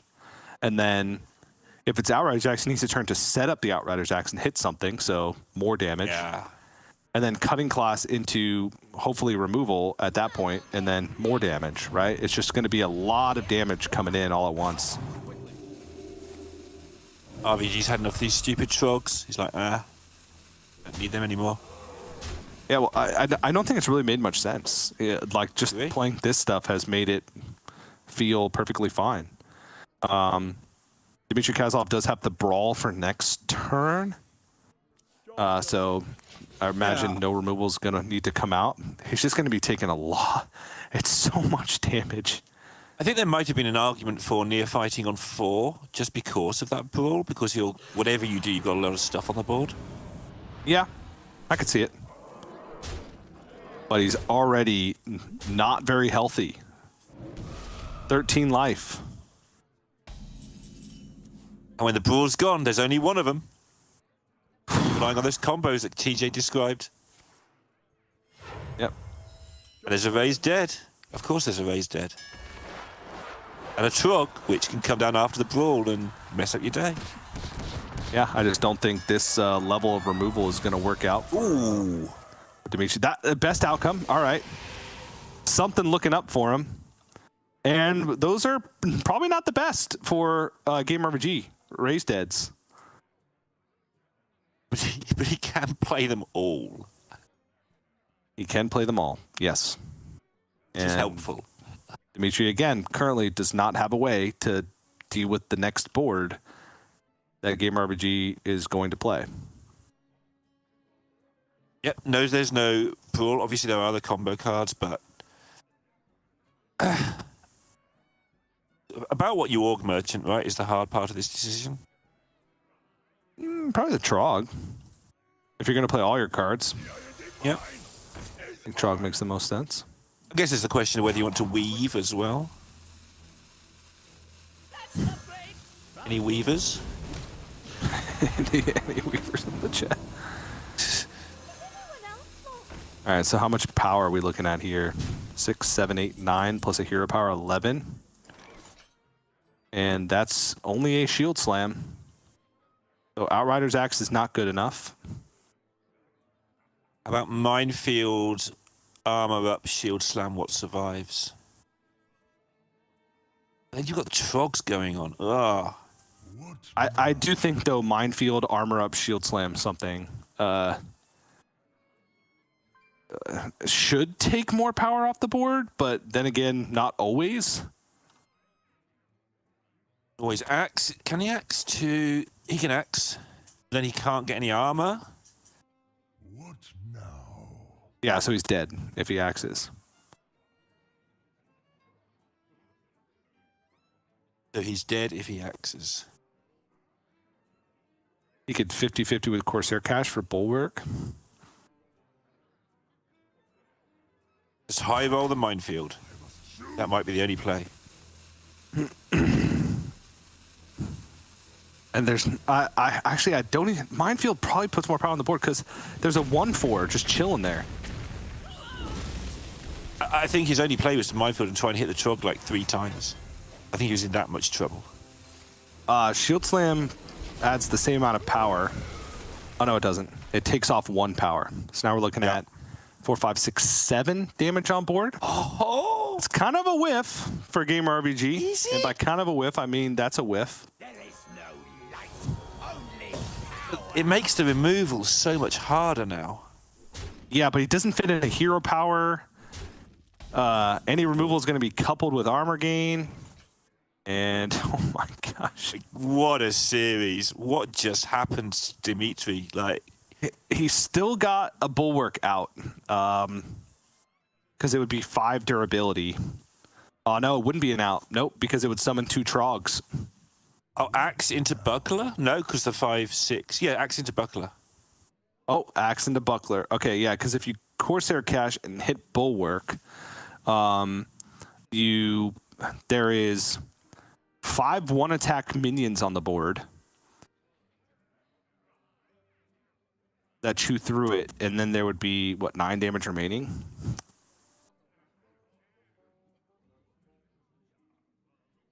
Yeah, it's got to be axe into exactly buckler.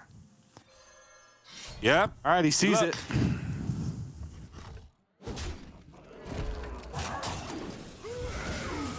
Nope. It just says And no. game over, series over. Wow. Devon Trogs McGee going through to Sunday. I don't even know what He just happened. survives. He drew Trogs. You key carded. You told him. You went, Game RVG, this is your key cards for the day. Trog and 2 others. Neophyte. He got Trog Neophyte in like half those games as well. And Yeah. then, to be fair to him, like this game, he kept the Trog until it was its most useful. He didn't just jam a Trog and hope it all worked out. He actually played the freshman, kept the freshman in the mulligan, so he knew that was going to be the card to keep. So he played around Minefield, which eliminated some of Dimitri's outs, and then got the Trog down, not until turn 3 when it had some support, and just kept hitting him. It was later than turn 3, it was much later. Sorry. Yeah, I feel like that's kind of a shame for Dimitri, to be honest, because I do really like what he did with his lineup, him and Algedon. The more I look at it, the more I'm like, that seems really good. But again, the downsides of Charge Warriors, that you put a lot of dead cards in your deck. And when you're facing against an aggro opponent and you have any number of dead cards, like if they have a decent start, which Gamer RBG did in every single one of those games, sometimes it's just not good enough. So we'll have another chance against the winner of Pun versus Monsanto, but he's hopefully he's not massively tilted by that, because that was just brutal, just absolutely brutal. Most of these players at this level, what tilts them is when they make mistakes, not when their deck does that. It's like, obviously it's upsetting, but that's not necessarily the same as tilt. I think the thing that really tilts them is when they start playing badly and make mistakes. But when your deck just does that, you can say to your friends, well, you saw it. I had no plays. I made the 1 or 2 plays that involved trying to find an out. I think I made the right plays. I'm fine. And then you go and cry, and shout at clouds, and just hope for the best. Yeah, or shout at your Charlie Chaplin statue, you know. It doesn't quite have the same effect as clouds, but it's good enough if you don't want to go outside, if you have to play another Hearthstone match pretty soon, which he does. So, but congratulations to Gamer RBG. Moving on now. Quick 2-0 for him in the group stage. So we'll see him in the semifinals tomorrow. But we still have some Hearthstone left to play. We still have 1 more spot left in the semifinals, and we have 2 matches to decide who gets there. Coming up next, we will have Pun versus Monsanto. Pun trying to get this Evolved Shaman to work. Monsanto's got a lineup that it should work against, so it should be a good one. But before we jump into that one, we're going to have to go to a very quick break, but don't go anywhere. More action to come here from America's Grandmasters right after this.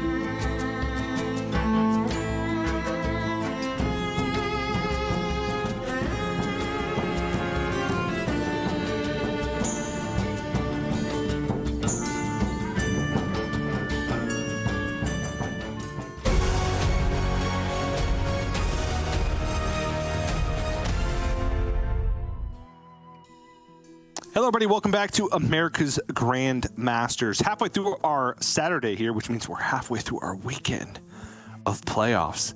Incredible. Halfway through our final weekend of America's Grandmasters. I'm TJ, joined by Neil Larindabond. And Neil, it's time for the elimination match. Dun, dun, dun. Elimination match. That's the jingle. I went for dramatic. You went for jingle. Yep. It's the I like where your head's at. dramatic cop, jingle cop.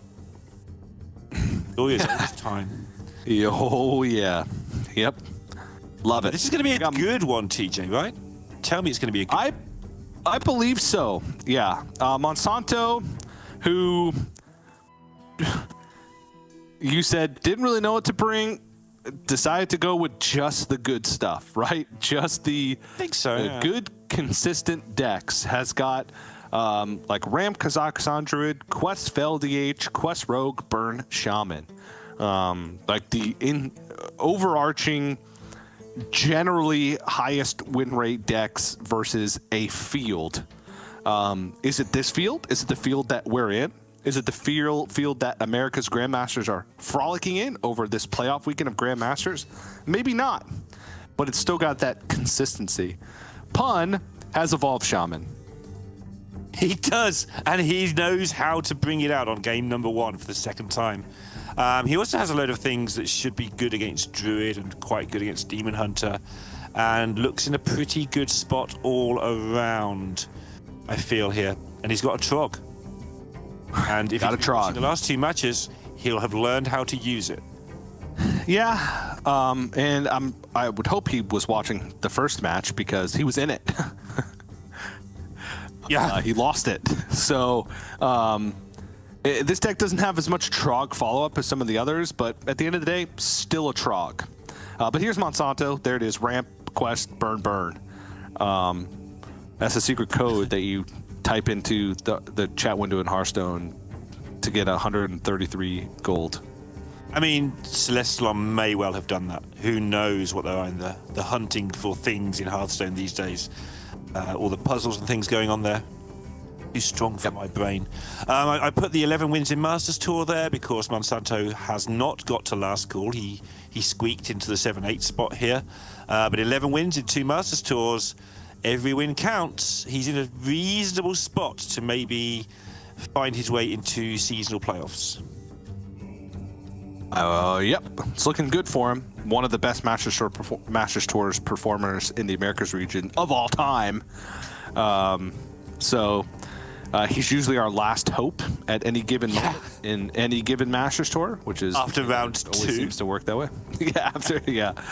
Round 5, you look and you're like, well, Monsanto's still in it, so we got a chance.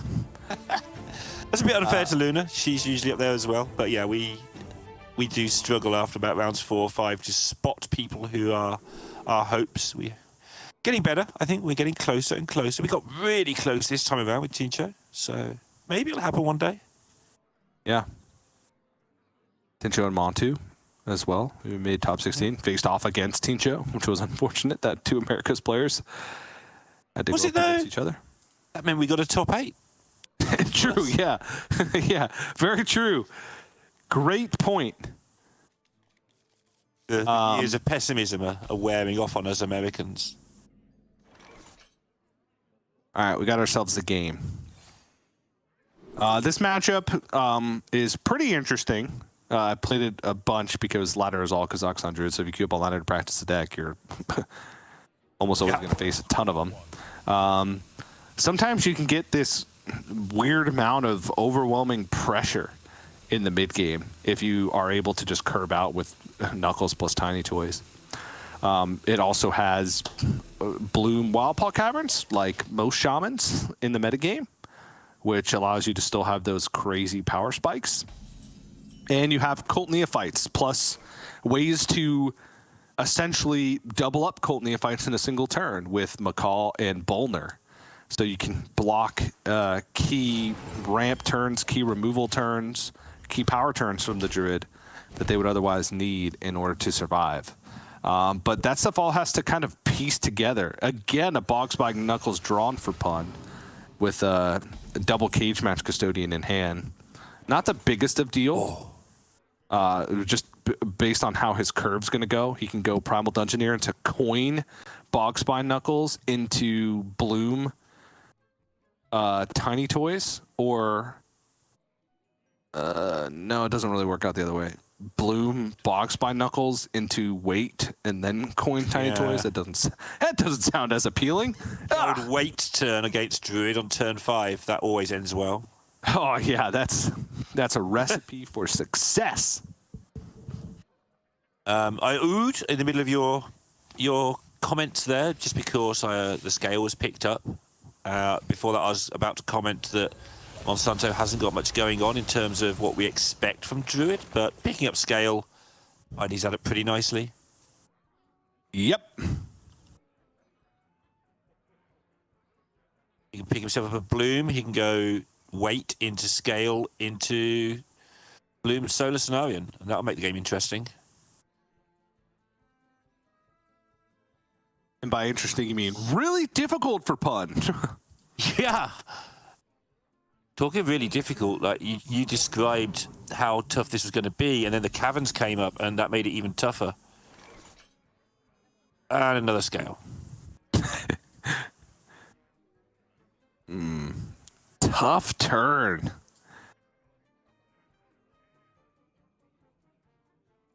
You hit the minion, right, because it takes off a whole scale by making it an even health.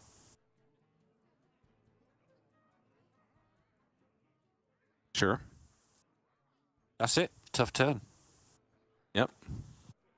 Hero power into something. Right amount of pretending that he has a choice. Yeah.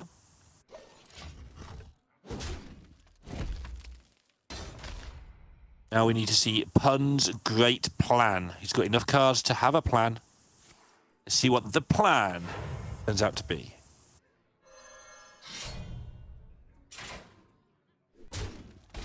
We got a Coin Knuckles going on. And now he just needs to load the board up each and every turn. That's not a good start. Yeah, not die to the 14 attacks worth of stuff on the other side in the meantime. Yeah. But a lot of great targets here for Tiny Toys Bogspine Knuckles. Can't use these trades, unfortunately, but not the biggest of deal. Let's see what's in the box. I love this. This is so exciting. Such an exciting moment. Cornelius, Claw Machine. That's a lot of draw. The other options are not great. The 4/6 Divine Shield Lifesteal that shuffles back into your deck. I forgot the name of it. It's I can find also pretty good. It's got like 100 yards of text on it as well. Yeah, well, it has never Lifesteal, it has Divine Shield, and then when it dies, it shuffles it into your deck, and then when you draw it, it summons it.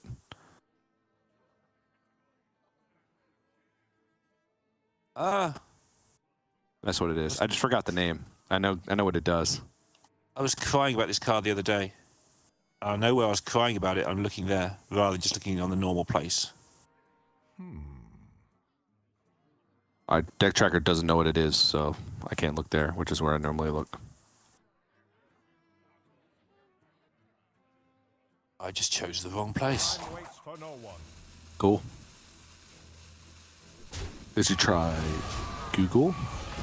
No. I refuse. Of course, I'm now on a total... It's called Meta Pure Light. That's it. I started looking a full 2 minutes after you. Yeah. Still found it before you. But it's cleared off. Yep.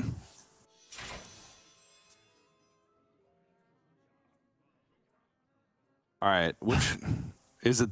The first Macaw that's buffed, right?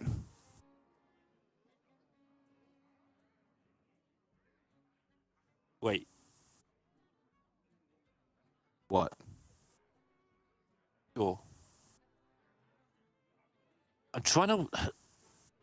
Yes, it is. Okay. Yeah. It was Primal Dungeoneer was the last battle cry I played, so not too valuable in this instance, considering if he does pick up like Lightning Bloom, then he will overdraw a minion.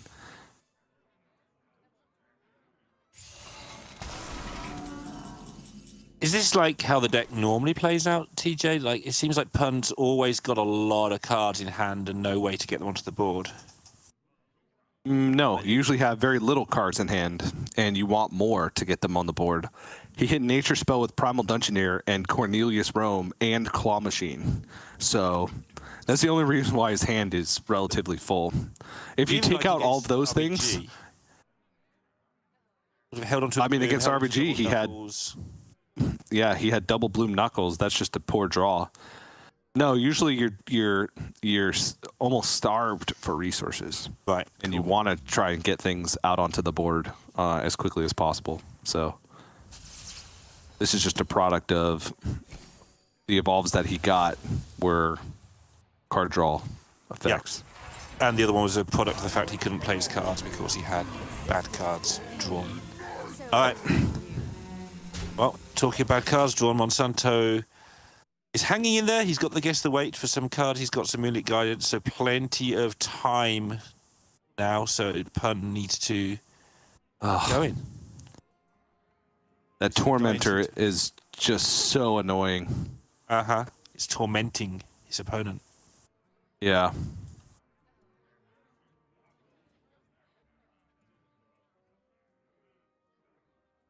Oh, it's just 8 damage. He's got the Wild Paw Caverns up so he can like continuously freeze. It's just he really doesn't want to like attack in right now. But he doesn't even have that many things that he would want to buff anyway, or that he would want to transform anyway. The Pitmaster is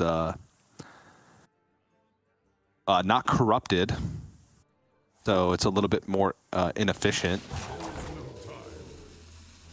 He needs to start spewing stuff onto the board, I think.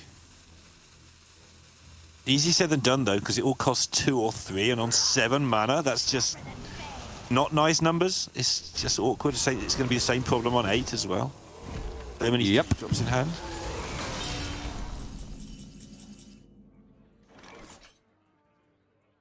A good card. I'd play that one.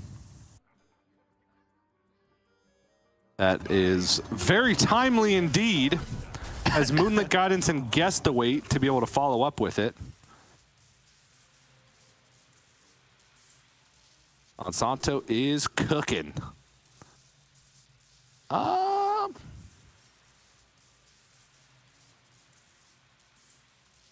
feel like every time I say a treasure, the players do the opposite. Yeah, I have that feeling too. They get a view in their mind of what they want and then go that way. And we get a view in our mind of what is good and we just select the good cards. I lost a game earlier to a Kazakhstan Druid who, Ancient Reflections, a mountain bear that I had evolved. And I was just sitting there staring at it like, what do I even do? How did this even happen? It's just a million taunt stats to get through. It was brutal. Monsanto's got a deck full of treasures. He's on 44 health and he's at least level on board. And Pun does have 2 more Knuckles charges left. Yep.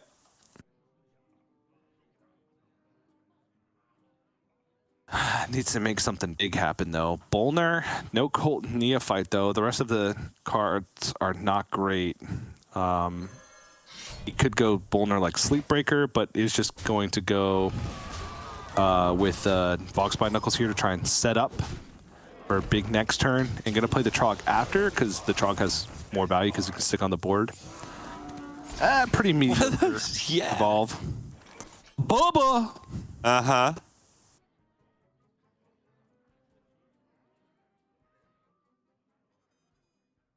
Big old Bubba. Guess the Wait this turn and Moonlit Guidance next turn so you don't waste it. There's another Bubba. Bubba! What do we got? Holy Book? All right. Yeah. Cool. Or a 10-10 taunt, maybe.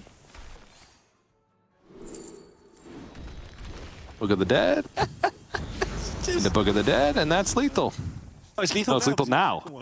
It's a Moonlit Guidance, yeah. Yeah. And Evolved Shaman falls once again. That was a little bit better of a display of its power level. But, like, if that game, if Kazakhstan wasn't the next draw, right, then I feel like Pun probably wins from there. That was, like, the perfect timing for Kazakhstan because it was right in the setup turn for Pun. Pun could have done so much the following turn with that hand. Yep. Could have built a massive board. There would have been no scales left to deal with it. It was just Kazakhstan came down at the perfect time. So that was probably the closest of the Evolved Shaman games that we've seen. You can see the power level.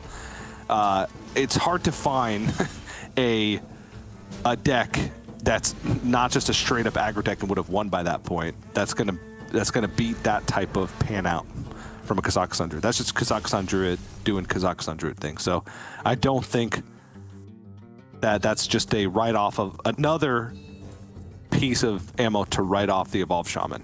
Let's put it that way. But it has ridden off the Druid. It is out of there, and that is bad news for Pun, surely. The Druid, not a hard target here, but certainly something he'd be looking to have got some games off. Yep. And now it's Quest Rogue. All right. What do you think of this deck, TJ? There's varied opinions amongst the cast, I feel. I think it's just a middle-of-the-road deck. I think that it's got some good matchups in competitive play and tournament play that kind of bump it up a few notches, but it does its thing consistently, but it doesn't blow a lot of decks out of the water. And sometimes in metagames, you need to just have those hands that are unbeatable, which doesn't feel like Quest Rogue has that. It still needs quite a bit of time before it kills their opponent, even if it does have like that crazy draw. So, well, we're going to see it take on the Shaman. Pun's destiny shows that this deck is not a silly thing to do, and that actually it is a perfectly sustainable and usable deck in its own right. Yeah, he's going to show us that this deck can win. I believe that it can. I've won with it. I haven't. Oh, well, I don't think you've played it. I haven't. No, I was playing a lot of Charge Warrior, and that's why I understood what happened to Dimitri so well today. Did you draw a my Trog? experience with Charge Warrior. No, I went to Charge Warrior because everyone was killing me because I couldn't draw Trogs. I thought, I know, all you aggro people, I'm going to play Charge Warrior. That'll slow you down. And then I played against a million Kazakhstan Druids. Yeah, that'll do it. Yeah, it certainly did. And then I came on broadcast, really cheerful, as always, because ladder. All right. Pun actually has some options in this hand for once. Yeah. Like he might get off to a decent start. Might get to see a different side of him if he doesn't get rogued.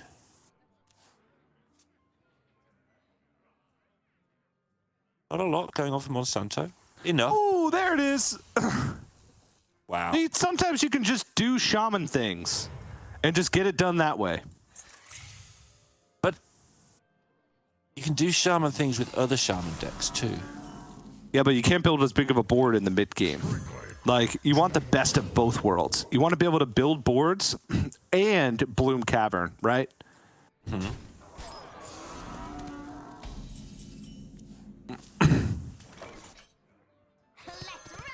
Well, all Monsanto has to do is survive all of this, and then the next wave, and then the Knuckles, and he's good.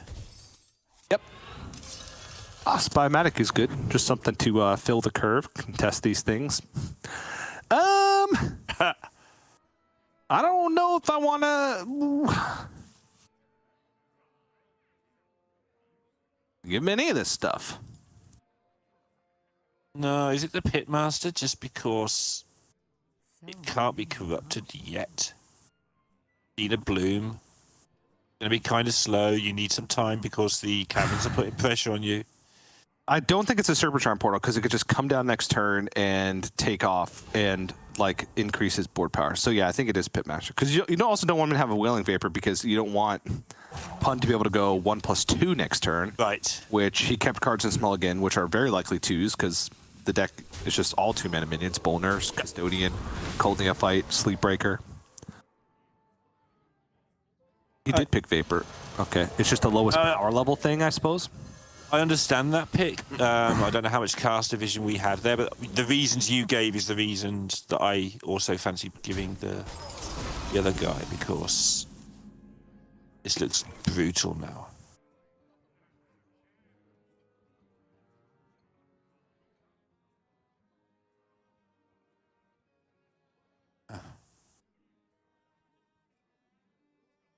Are you desperate? This is the question, right? Are you desperate enough that you need to passage, or because stab SI7 next turn looks quite good going into the Knuckles turn?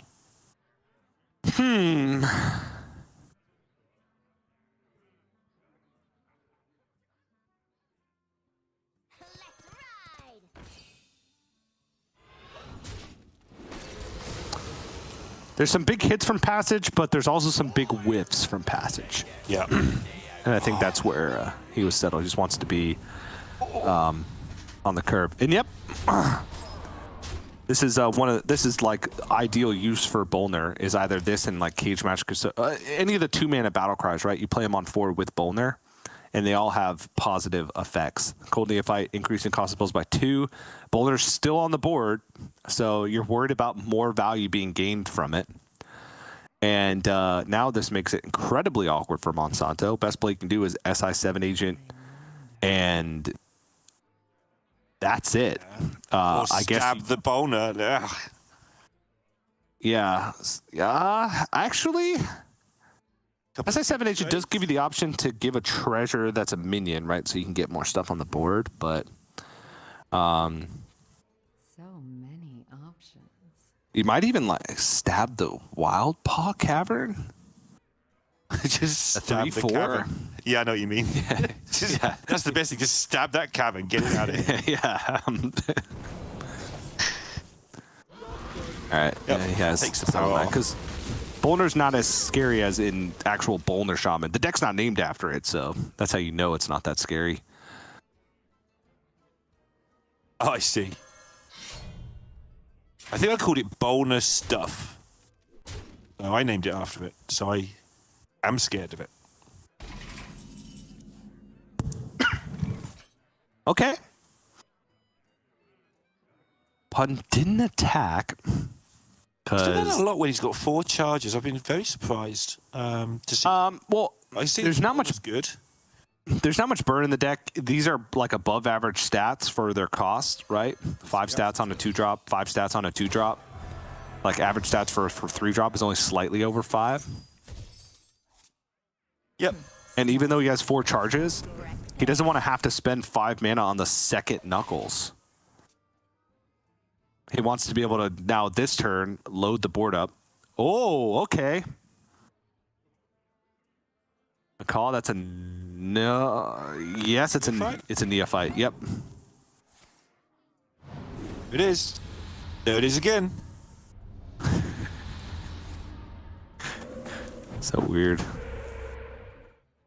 All right, now you can make value trades that hit over onto the SI, and then get some reasonable evolves going on. Let's see what we got. Fell Rattler Oh, yeah. and elusive charge minion. Who knew? Elusive charge minion. Yeah, not many charges still left in the game. You got Mr. Smite. Is that also Kurtrus? No, that's not Kurtrus. Who is it? Kane? Yeah, Kane. Okay. And then the 2-mana Demon Hunter card. Lifesteal. It's a 2/2 with charge. Got any more Comes clues? back into your hand. God. I'm Soddle now. Just how it is. Doddle's good at names now. Oh, geez, I'm Derek now. I think what Sottle actually does, though, is he learns like 3 names before each show and goads Raven into talking about those cards. Then Sottle goes, I know, this is the Broomstick McGee. And then he just puts it right. Ah, the old Broomstick McGee. One of my favorite cards. Uh-huh. Me too.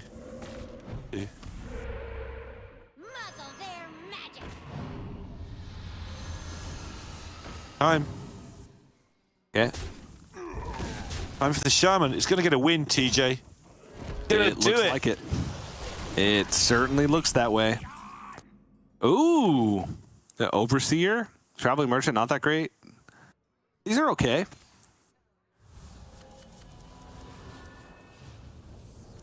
God, I love box by Knuckles. I like the way you have to play Revolve in case the Knuckles go wrong. It's like, nope, redo.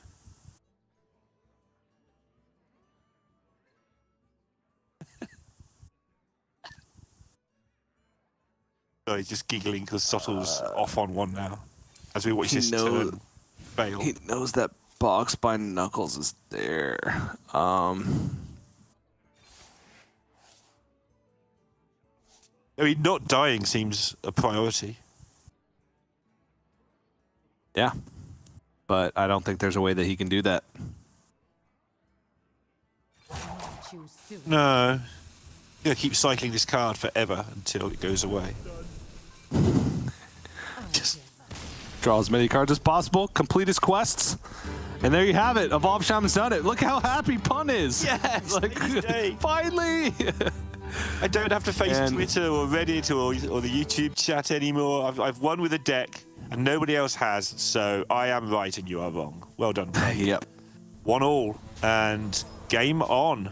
But the Druid escaping from Monsanto is still a big deal, I think. Yeah, but I think these are the expected wins for both players, right? You look at both players' lineups, and you're like, Druid's going to get a win, and Evolve Shaman's going to get a win. So it's only fitting that it happened equally for both players with a tied series at 1-1.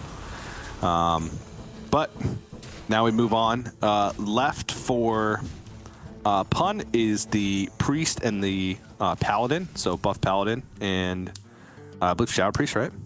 Wait, what?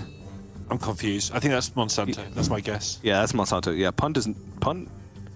That's so weird, have a though, rogue. that it's in the sheet. Isn't that weird that it's in the sheet? It is. Because it got pulled up on the Grandmasters graphic. or something like How did that... aliens. It's Rally Priest. Sorry, it's not Shadow Priest. It's Rally Priest. It looks like Rally. Okay, Rally Priest. There we go. Yeah, I don't know what happened there. That's very bizarre. I don't think that's anybody's fault. I think that was just wonkiness. It's just general. Nah, that was Neil's fault. Oh, you can't like I've Because in order for that to actually show up, it has to exist somewhere. And I'm looking at the cards right now, and it doesn't show that. Under Pun, it shows all of his real decks. That's weird. Oh, very had weird. a whole day with nothing being my fault so far, TJ. All right, well, that was your fault, One. so.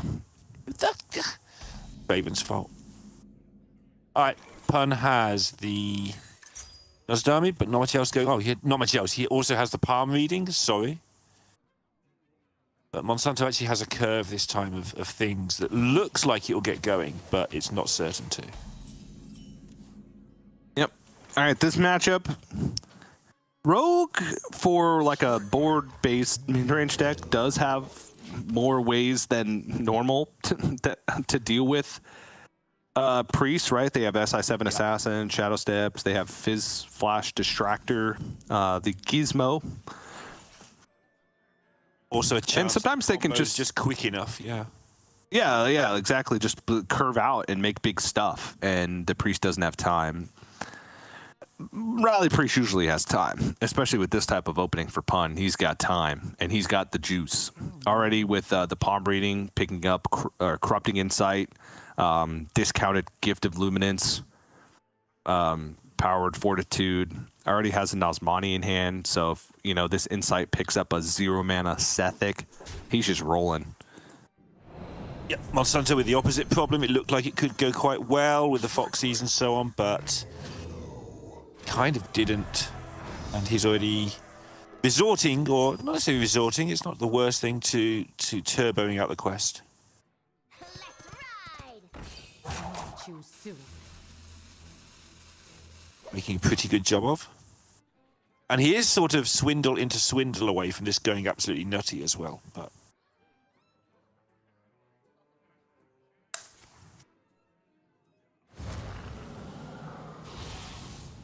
It's ready to go. Luminance. Double Nozdami. I guess he whiffed on the Sethek.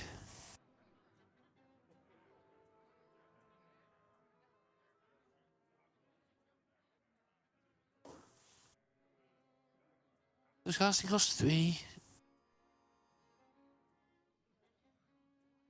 Play the more expensive Nazmani. Well, just so you can actually finagle a raised dead into the equation next turn, like just so you can cast it. Or rally. Like just to put it in the rally pool. Sure. Yeah. Because it's just strictly better than having a 3-mana Nazmani in hand, even if you're only getting a Nazmani back. Because if you play a cheaper Nazmani than rally, you get 1 discount and still summon a Nazmani for just as much mana. It actually ends up being 1 mana cheaper because you get the spell discount. It also might get out some resources. Yeah, he's looking good for that. This swindle merit attention, especially with the extortion coming up. Oh my goodness, this looks like it could be a great comeback turn, though. He really needed to pick up swindle there, I felt, at the start of the turn. Comeback turn? He's been ahead the whole game.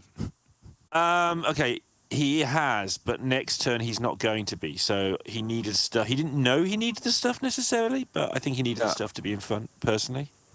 I don't even know if Pun can pop off next turn. Like, what is his goal with a pop off next turn? To make his hand cheap? How many buffs has he got, though? He's got a couple of buffs. Yeah. I guess it's not huge, and it's not the Miracle Priest, so my instincts are pretty poor, but you can get a lot of stuff on the board, and some of it's going to be pretty big stuff. It's going to get assassinated, which is part of the reason I got excitable. All right. Yeah. Yeah, like he's just making minions, and some of which can just get traded into on board. I guess he can't afford to just sit and wait. Pretty large. He can bring the Nazmani back with Rally plus Raise Dead. So if he does hit Sethek, he still has a go turn. It's the hard part now. Like, do you want to just put large boys down, or do you want to wait another turn?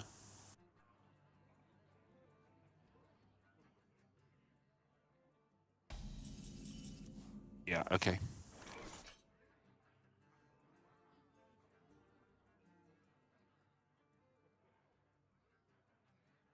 And this is going to now be pretty nasty, let's face it, for Pun here. Yep. Care to make a wager, friend? Ha, this guy's tough. Swindle was just so good.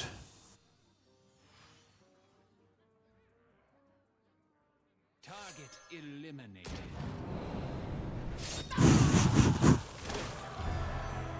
Yeah, I think Pun's gonna die. Yeah, I've reached that conclusion too.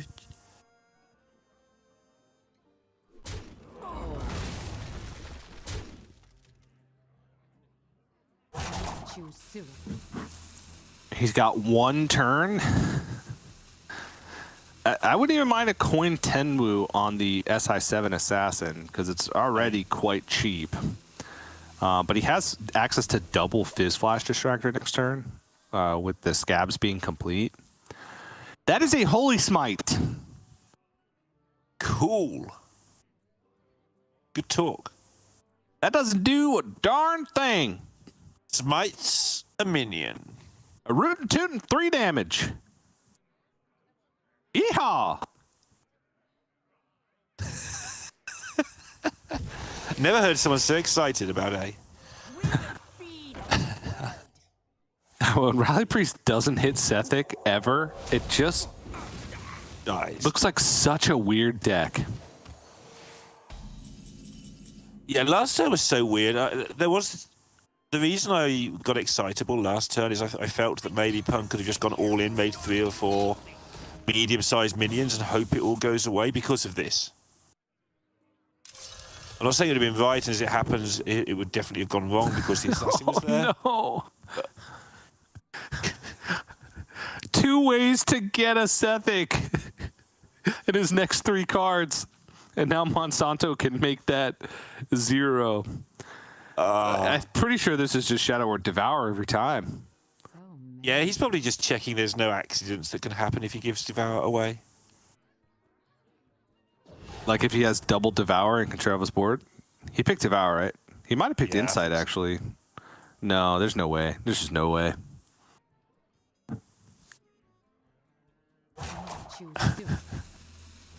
And Punch is looking at this knowing that Yeah, no, it's not going to be that good no matter what. like, I'll be okay. It was Sethic, Insight on the top. It can't be that, but you know. Got to be optimistic in these situations, TJ. Oh, he did give him Insight. Yeah, it's Oh. 2 mana. Oh. I mean, Pun? Nope. He hit Drekthar. Did he really hit Drekthar? I think he probably did. He hit Drekthar! Oh my gosh.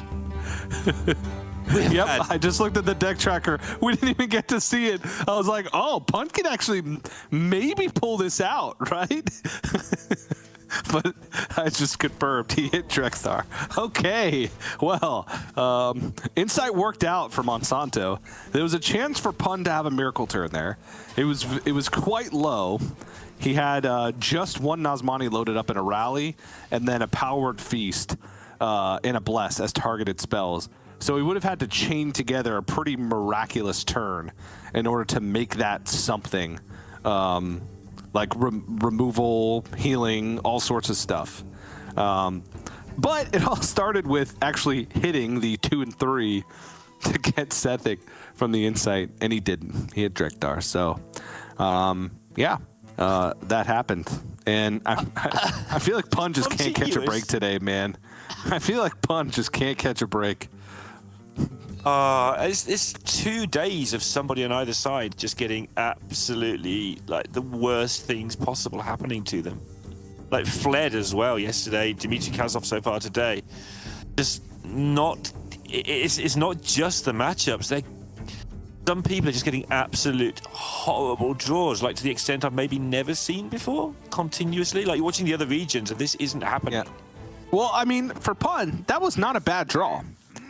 He had Nazmani and Palm Reading and Insight in the opening hand, and he got Gift of Luminance as well. Like if that first Insight had hit a Sethic, Pun is just rolling. That is an incredible opening hand for that, right? Because he had a rally as well. So even if his first push gets dealt with, he reloads with a rally. Yeah, absolutely. Like it would have been insane if you just get, say, Sethic or a way to fetch it over the course of 3 or 4 turns. But talking of insane opening hands, look at this one. Oh, yeah. Traumatize me. Traumatized. Is that like traumatized? That's what No, it's like Crunchitize me, Captain. No, you probably don't know that. It's probably a US thing. Captain Crunch. Probably a US thing, yeah. Oh, I know Captain Crunch, but I don't know. Okay. In all the Related Captain Crunch stuff. commercials, the cereal commercials, they said, Crunchitize me, Captain. Elimination Aura. Captain. I see. Is that why it's... Are they good commercials? They were when I was 7, yeah. Okay, that works then. They had TVs back then. Wait, hang on, I can't do that. I lose them. Yeah. Ooh, careful there. Wait. You don't want to be throwing around those types of insults. Hey, I'm very carefully backpedaling here. Yeah, I mean, I'm exactly in the middle in terms of age of all the casters. So Raven's the oldest, then me. And Raven, then you, then Sottle, then me, then Gia. Eric and Gia in no particular order. I actually don't know. Gia's ahead of Derek by, I think it's 9 days. Oh, wow. Okay. Well, then I was kind of correct by saying in no particular order. No, at the moment she's a year older than Derek, I believe. until later in the week when he catches up. Oh, cool. I was like, how does that work? But I get it. Yeah.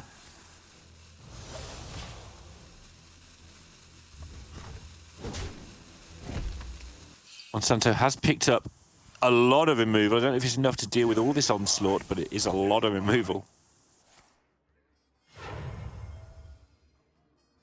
Why do people ever play brutes when you can play regular Demon Hunter and actually have a chance? Well, because brutes might be the only thing that's giving you a chance against some opening draws, you know? True.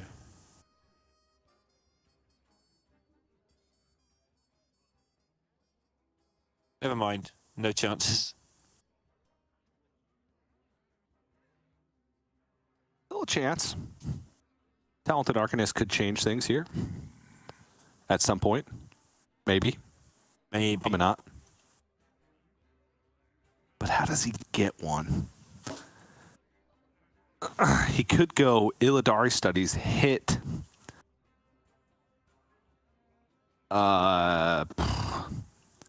Leech. Grow impatient. No. Dreadlord's Bite, and then he could Okay. kill off the Trog that spawned Okay. and soften up the other one for Fell Barrage. Strength comes from within.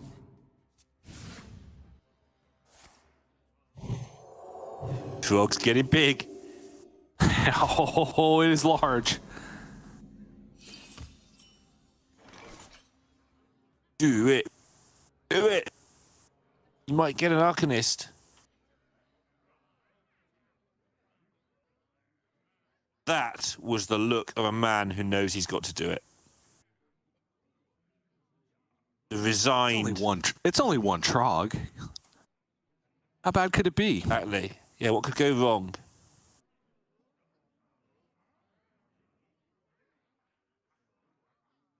Do I have to do this?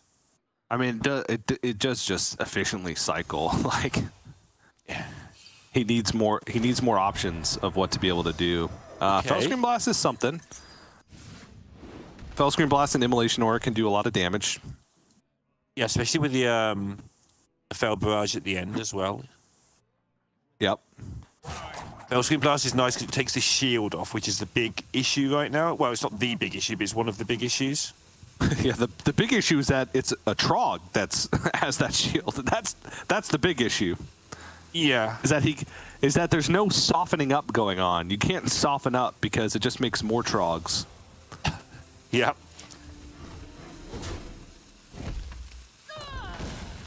But, you know, you got to start somewhere. Still on 20 health. Gain another 1 health from the Fellscreen Blast. It's great. And you're going to get neophytes, aren't you? And then things aren't so great anymore. Yeah, Pun does need a little bit of payoff here. Blessing of Authority would be pretty timely at some point. Doesn't hit it, holds the bridge off of the Knight of Anointment. Yeah, that's a fair point, because he's not got anywhere yet, although he's got a good board. Yeah.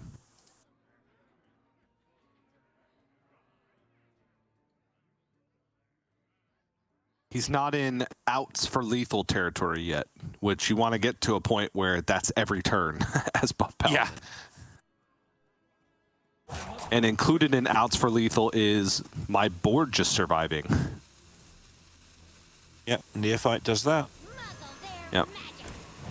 Neophyte, and then throw a Divine Shield on the Neophyte, or just leave things as is and save the Guardian Og Merchant if Monsanto tries to like peel Divine Shields off this turn.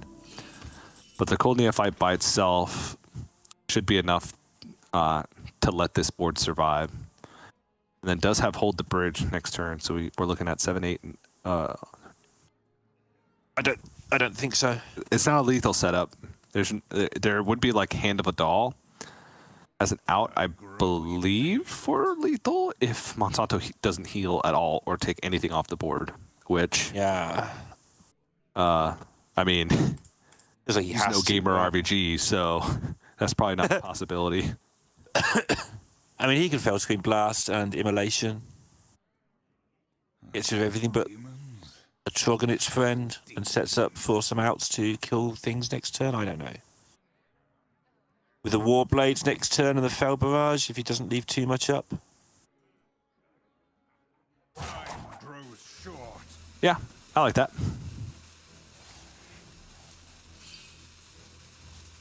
Oh. Problem is board space for the actual warders. Right? But this would set up for it if he would pick up. I wouldn't set up for it next turn. Never mind. He wouldn't have the mana. Because he had to use the cheaper Fell Screen Blast.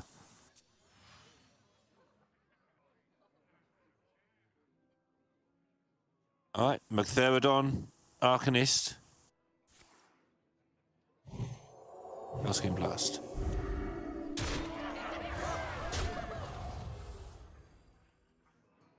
Right now.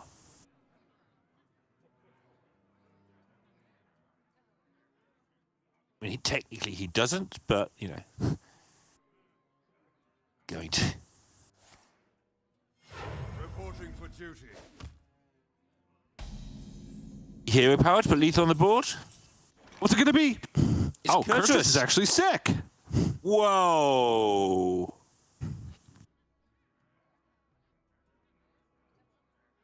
But what do you kill?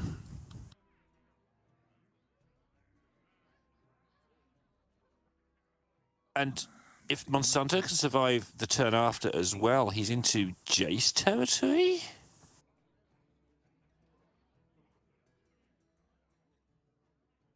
Yeah, he actually has played, would have played a good chunk of spells at that point. Yeah, assuming the next turn he just sort of basically plays Fell Spells because that's his turn next turn.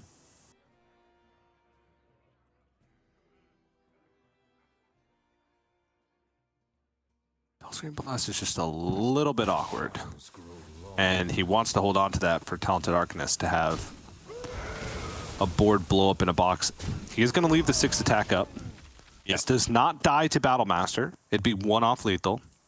So he's reasonably confident to make this play. Or reasonably comfortable to make this play. I think that word works better in this situation. They're both good words. Yeah, both good words. And it also, Pun kind of has to trade here because if there is an Eldrazi Warblades, he doesn't want the attack resets for the hero power. So, Reporting for duty. still got some game left to play. Yeah. Sato not completely out of the woods.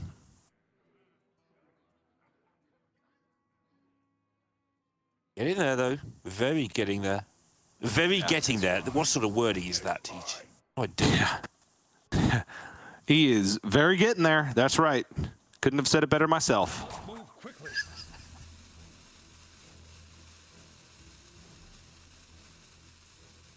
A lot of outs, Monsanto, to just turn this around. Quite a few whiffs as well, but, you know.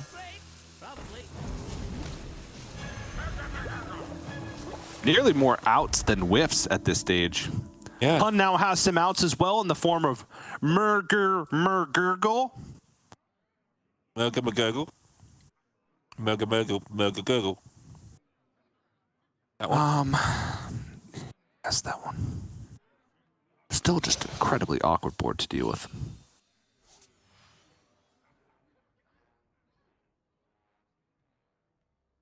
Feels like he's so close there with 2 draws. I mean, an Arcanist doesn't end it, but Arcanist would have been so nice.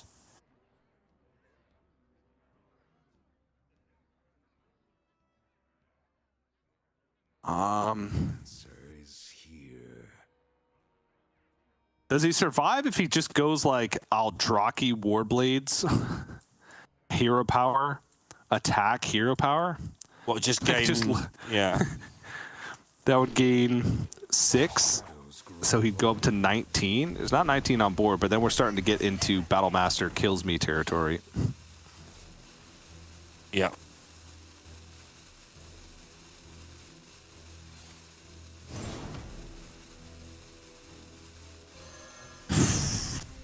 Struggle. Big old struggle. So many outs. This is 8, 9, 10, 11, 12, 16. Okay. 2 damage off lethal. You just do it because it also clears the board. And you saw that Monsanto just traded away a Restaurant Viper. Not that the damage reduction is even doing anything. It's more just the 2 damage from the weapon that's becoming a problem. Gain a bit more health, but it's not a lot. Oh. Ooh. So that's a clear. Clear, and he can attack to get 2 health that way.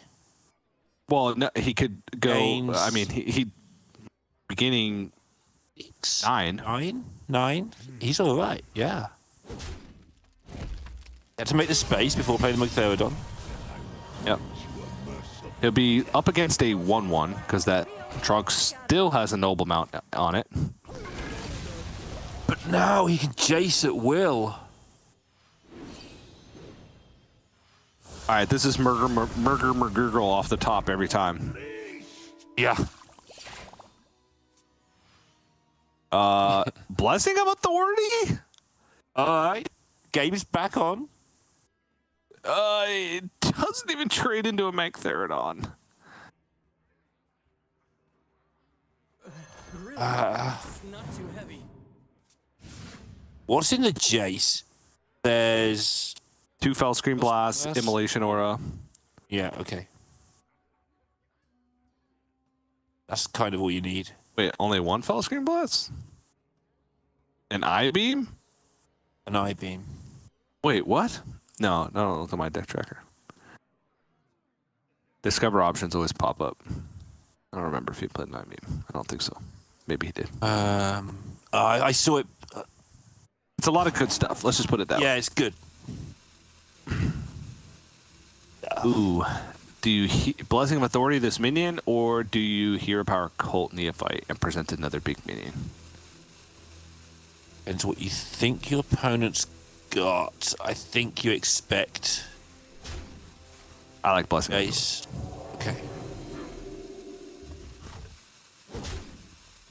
More stats. Obviously, you miss a hero power, but at this point, he's just more concerned about winning the game than anything else. Thanks, Arcanist. You're late.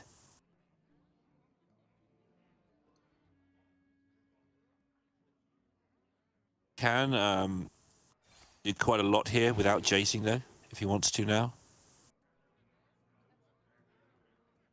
Of course, he can get the Arcanist down with the Fel Barrage, which would allow the Mugtherodon to trade, put a load of things in the Jace, and make sure he gains some health.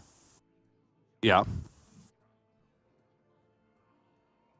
The answer is here.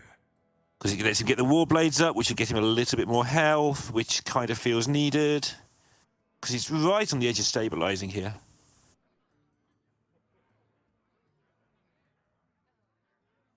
Shadows grow long.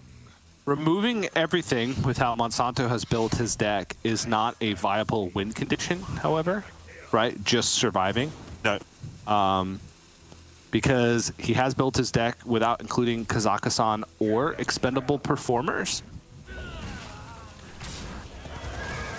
So like he does have to win at some point with the minions that he has access to. Yeah, and a million Fel Barrages, but yeah. Yeah, he's...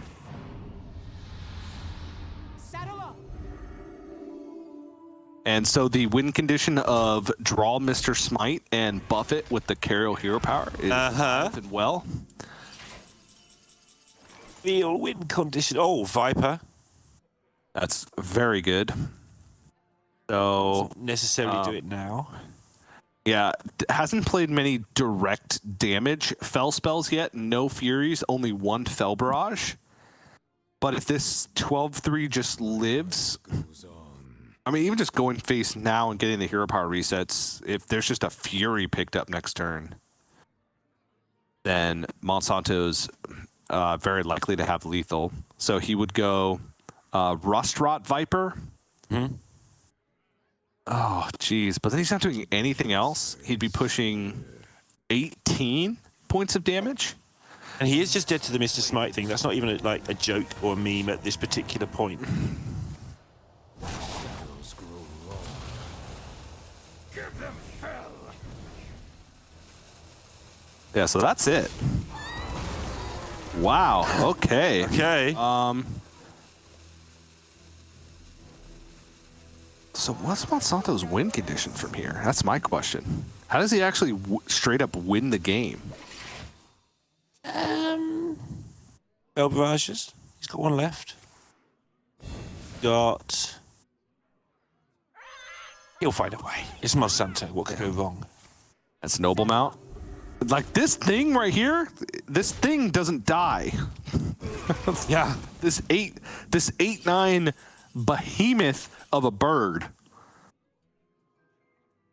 Just doesn't die. Ever.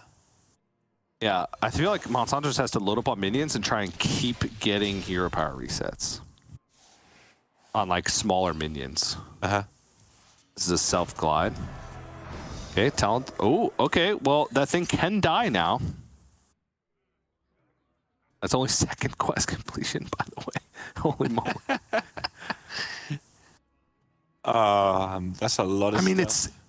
it's still a good amount of damage. Yeah, he could go Immolation Aura, Talented Arcanist, Fell Barrage, and that actually does stick minions. So this that adds up quick.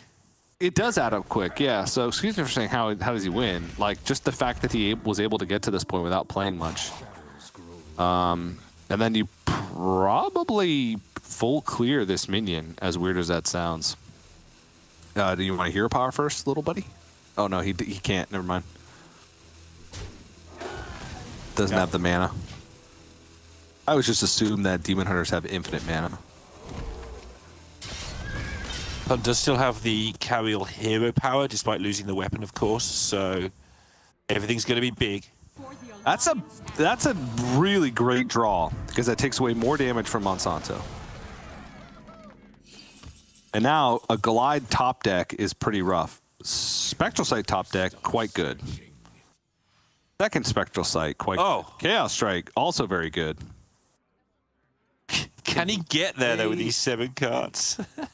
I think so, yeah. I honestly do think so. It's a lot of damage. You have to think he'll also have actual Kirchers, which is just a 7/7. Eventually. Yeah, here it is. Yeah, here it is. So he can play it. And he can actually kill the Carol on the other side. He would die to Mr. Smite if he does that. Off the top. But he's got 12 cards remaining. It's a 1 in 12. One of those is Mergurgle Prime. Yeah, he doesn't want to die to Mr. Smite. Nobody wants to die to Mr. Smite. Well, he's going to die to Mr. Smite. That's not a Mr. Smite. It's a Squawker, though. It's still a Noble Mount, I'm pretty sure. Yep. Yep. And Monsanto's looking at, oh my gosh, that's a lot of damage. 7? 4, 5, 6, plus 9. Did you say 15 damage? He's used both Warblades, right? So he can't get the 15 heal, which would be rather tasty. Yeah, it's more than 15. The Kirchner's hero power by itself is 11. And then double 19. Chaos Strike is 15, and then Fury is 19. But he can't do that. I think he's... Start with Chaos Strike and see where you go, I think. He has to... Yeah. He would have to trade Kirchner's and Fellscream Blast for 1 heal on the Squawker. And he's just going to concede. Yeah. Oh, that felt close. Like the Jace just had to be used way too early. Otherwise, maybe Monsanto gets there. But yeah, it's going to be 2-2. We've got a game. That's the only turn where I would have done something different in Monsanto's case. Is I would have just Ross Drop Vipered and shipped everything to face. I'm blurry again. It's that time of day. Where TJ gets blurry. Yeah, would have Rush Rod Viper and shipped everything to face. I think he would have died to Mr. Smite and Battlemaster in that situation. But you could tell at multiple points in the game, he was going to be susceptible to Mr. Smite or Battlemaster. He did a great job of clearing every minion once it got to that point. But that would have given like an out to win the game over the next few turns. And it would have forced Pun to start acknowledging every minion from Monsanto's case. I do think Pun got some really great draws towards the end when he was top decking. He had a lot of really bad draws in his deck, but the Carriel being able to trade over a minion and force more trades, then of course the Squawker, which was about the biggest thing he could do at any given time because it was getting Noble Mount, which forced Monsanto to also kill like the Divine Shield, the 1/1 Divine Shield that plopped out of it. Monsanto probably thinking if this line that Monsanto went with essentially beat Pun as soon as he whiffed once. He just didn't whiff. And to be fair, we can't begrudge him a good hand at some point today. Like, he hasn't had many. Yeah.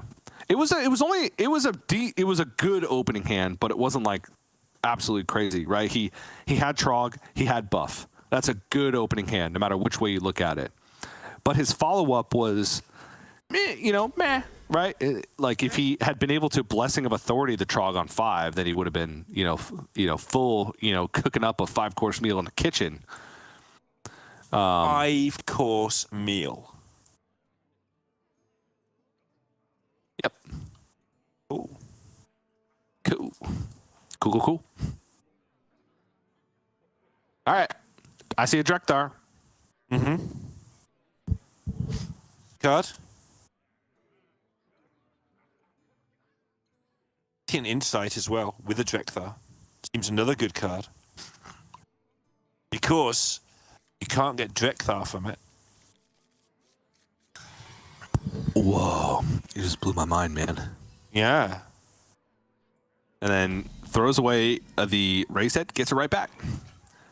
It would be pretty unfortunate if he were to pick up another minion off the top. Yeah, because then the Insight would be doing nothing. Because he'd pull out with the Drekthar and then, yeah. Oh, rally. Okay. Now he does actually need some targeted spells to make use of all these minions that he's going to He's just going to keep drawing raised deads and nothing targeting.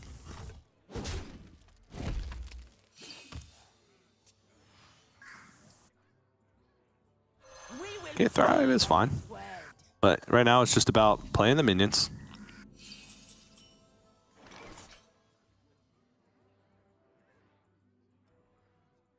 Okay. How do you feel, Monsanto? He feels hat. Opponent Kill kills this. a card. You're scared. He feels 2 happy. cards that you haven't seen. You saw the card that was top decked on 1 and not the 2 cards that were kept. That's terrifying. Because what does Priest keep? Minions and palm readings. That's about it, right? And they keep minions, palm reading, insight. Is a minion. Yeah. You know what I mean? You know you're in trouble. No, I don't know what you mean. This is where I take a stand, okay? It's a minion. Got the word minion on the card. That means it's a minion.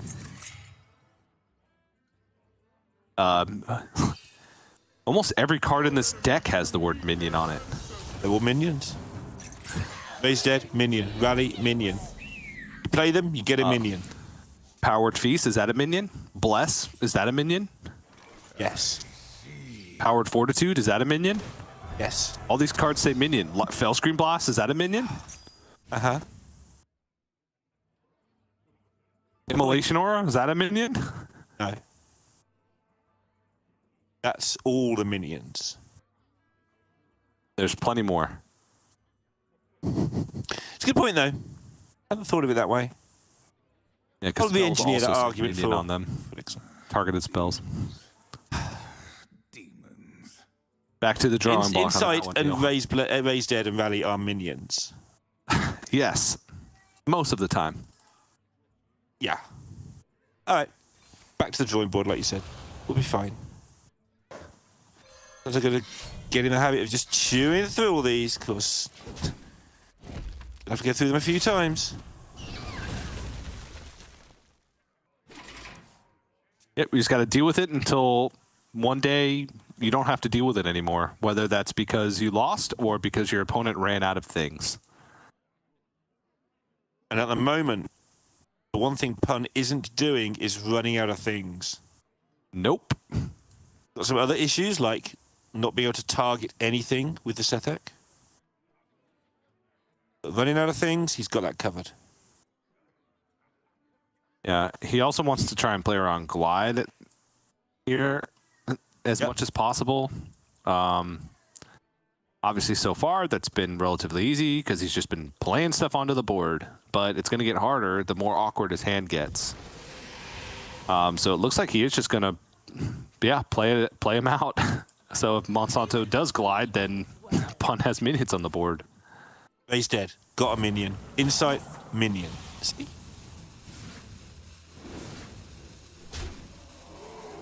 Yeah, I mean, you can glide me if you want, right? Because I've got all this stuff on the board, so... Yeah. I think you do play the Sethek just specifically for Glide, right?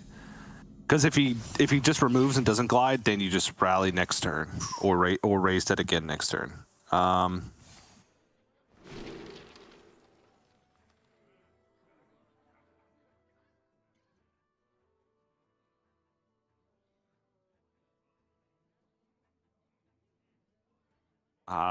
I could make an argument for Star Selena there, but I think you just draw cards. Yeah. Ooh, need for greed. Maybe the glide. I got the need. Agreed. Agreed. Agreed. Which one do you want? Which answer? Which tone? I kind of like the third one the best. It's like a nice like baritone. Agreed. Greed. There you go. For greed. Nope. Go back to the other one. Help. All right, so he has got the Magtheridon clear next turn, which will be the zillionth time he's cleared these minions. But this could be one that's a bit more punishing for Pun. Might actually use some resources this time. Oh, this could be it. This could be the time where he kills these minions for good. Or at least kind of for good. Kills them to the point where he's got his own 12-12, which can actually start just killing them each time they appear. Yep. Like whack a priest. All right. Every time it appears, just knock it back down. Time to pop off. Hop in. The goal would be if Glide happens, you have big minions on board. If removal happens, you have a lot of cards in hand. A two-pronged attack, so to speak. Yeah, you can't play Magtheridon without killing one of them first as well.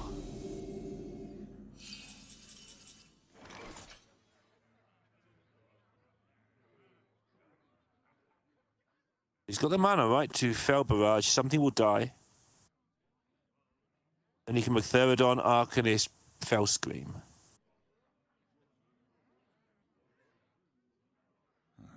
Demons.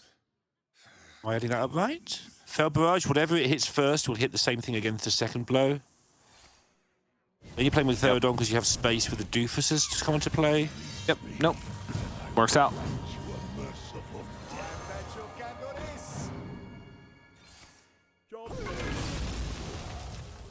All right. Is this the last time he'll have to kill it? No, it's not. It's not. But it's going to start getting easier after this lot. If you get through this last one time, TJ, just one more. Just one more game, Mum, please. Just one more game. I mean, Monsanto's done a good job, though. It's like I said, you just keep killing things until, like, there's no more things to kill. Yeah. Like, sometimes it can feel like Raleigh Priest has infinite reload, but they don't. And Demon Hunter is kind of the same way, but with removal. Sometimes it feels like they have infinite removal, but they don't. Okay, he's going for Sethek here. I think this makes sense with how his hand is. He needs the value more so than the discounts. Yep. Just needs to try and hit things. There's a rally. He should be able to get this down, assuming he doesn't pick up expensive stuff, but he starts picking up expensive stuff. He does have the Shadow Word Death to kill this Mech Theranon, so Yeah, I think it'd be fun. after each turn, I just think the other person's won. That's it. That's all he needs to do. He's got it. Yeah, He removed it. That's all he needs to do. He's got it. He built another board. That's all he needs to do. He's got it.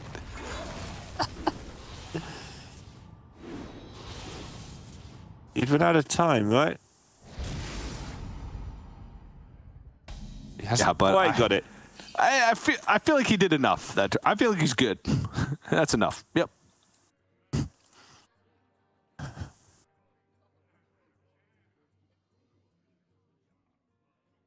Yeah, I see.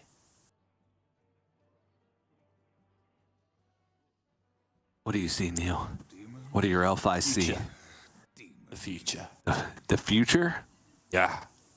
The Kurters are at 5/4s right now, so you could attack first, and then they would be at 6/4s, which adds up nicely to 12. Still leaves the Sethics on board. But at the moment, I do feel like Pun has enough cards. Nearly a full hand. Doesn't hit Glide. So now we'll probably have to Kurtrus just to get rid of the Nazmani. Yeah, that would have been a nice pickup, obviously. Yeah. Even if he glid, he still would be having to deal with the minions that were on board, but at least he would make them start over. Honestly, maybe Glide is not even the play in that instance, because like Pun wants hand space at the moment. His hand is too awkward. But Rally, And here we go again. Gift of Luminance, this time on the Nazmani. Oh, we got a warder back too. Nice. That's actually really annoying for him. I saw 3 minions and I was like, wait, what? Actually,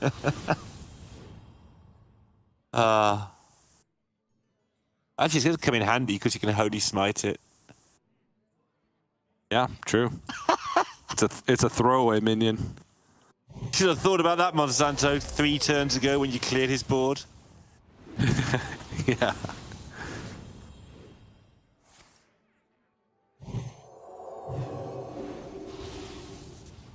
Bro, this is starting to look worse for Monsanto It as is, every yeah. second passes. It is. Without expendable performers to try and go for a kill. That would be Just so unsure. different. That would be so different.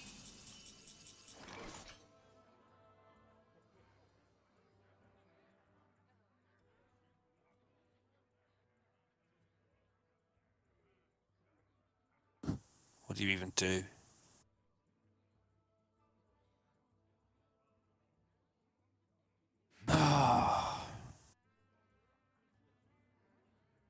He wants to glide, but it's just not enough. Just one targeted spell and the whole thing happens again. Yeah. Amidst the flames, Wait, was everything? Ace has a... Well, there's double Immolation Order, right? Yeah. Oh, wait, no. Yeah, I mean, that wasn't that big of a board. But I'd just be worried about the reload.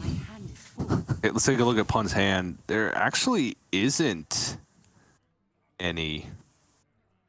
What's hiding on the extreme left? All these slightly yellow Holy cards. Nova, Holy Okay, Nova, then. Bless. There isn't.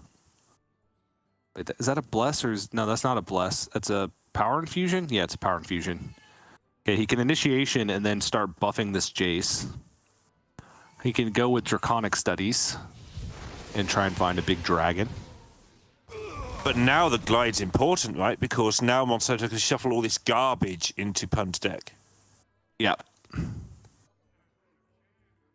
But Monsanto is out of... how should I put this? Win conditions? It's just but- straight up damage. Sure. See, he's in the same position he was last game, right? Where... Because he doesn't have, like, Deadeye plus Expendable Performers or Kazakhstan. like every minion is a threat because he needs to stick minions on board or just start shipping damage to face. Again, the last threat in his deck is just the actual quest reward Kurtrus, which is technically a threat, but is not particularly threatening. I do feel like if he can get this glide and fill Pun's deck up with rubbish, that there is a chance this time just some rubbish minions of his own will stick. Sure, yeah. There's There's still a good 9/10 chance, on the board, however. There's 9. Yep, gonna glide. We'll get him the. I'm not saying he's so we'll have a favoured, 7/7 next turn. Yeah, it just feels better than last time in that the opponent doesn't constantly make minions to challenge you, constantly threaten you. If they pick up the right things here, then sure, but if they pick up the wrong things here, maybe some of your rubbish sticks and you get to beat them down slowly. Yeah. Well, Pun just got glid into the nuts, so. Howard Fortitude, Psyche Split, GG. Oh wait, no healing. Doesn't he just die next turn though? To what? Furies, glide into more damage. There is healing. no more damage in the deck. There's 0 okay. damage in the deck. Last 6 cards are Sigil, Immolation Aura, Talented Arcanist, Spectral Sight, I-Beam, Guild Trader.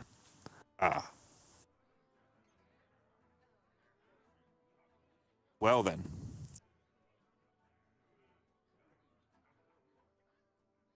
So max damage is exactly what we see in front of us. Is a rank 4 or rank 3 Fury, sorry, when it will flip over next turn. Rank 4 does not exist. And the Eldrazi Warblades plus a hero power. Right. So max the damage Psychic is Split 8. Is the nuts. Got you. Yeah. Yep. Doesn't even have to heal his Gotcha. face. Should know the damage potential.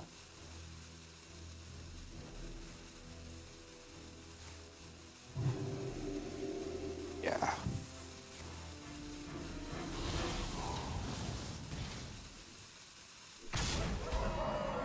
Okay.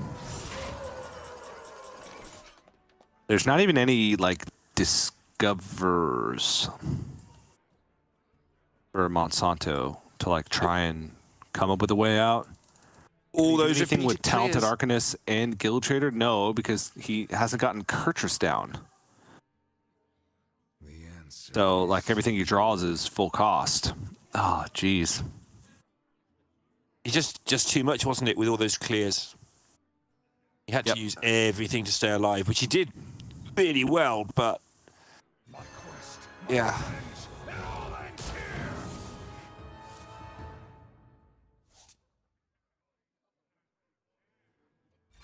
Talented Arcanist, Immolation Aura doesn't really touch this board. Talented Arcanist I-Beam, does it keep him alive with a hero power? 320. Yes. Incredibly. So he gains what, 30? He goes up to full. Which is a good job because there's 26 attack on the other side. Yeah, and he Plus puts a Shadow 7/7 Fall. on the board and deals 8.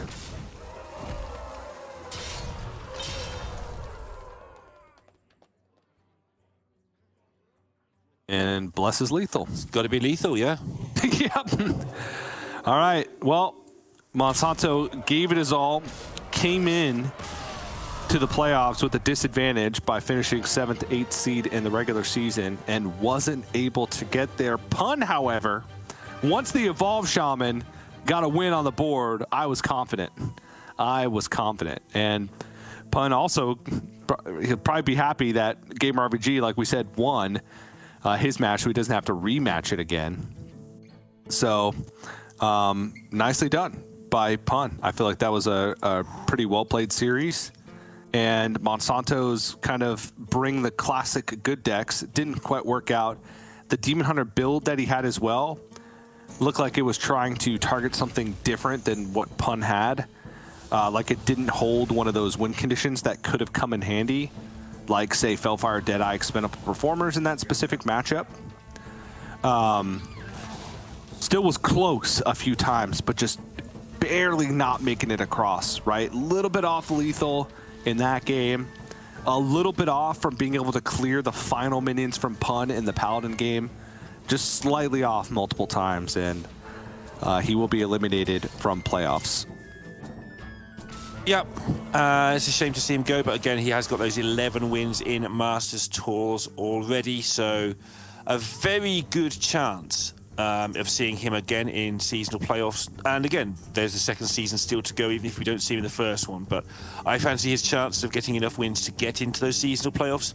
Hard to predict somebody to definitely go sort of 6-2 or 7-1, obviously, but I think Monsanto is a consistent enough performer that we will continue to see him for some time, despite the fact we won't see him at last call. But Pun and Dmitry Kazov both have that extra life available for last call, if I'm reading this correctly. Yes, they do. Second and third they finished. So, yep. Even the loser of this one will be seen later in the year, but the winner will be seen again tomorrow. So it's going to be a good one. Yeah, it's kind of weird to me at this point. Just to kind of go back to Monsanto a little bit.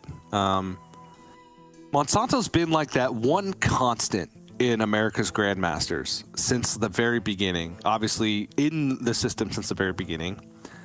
Always having some level of success since the very beginning, right? He was one of the few players that was never in danger of relegation since the start. Like every series that he comes into, it seems like he's always competitive in.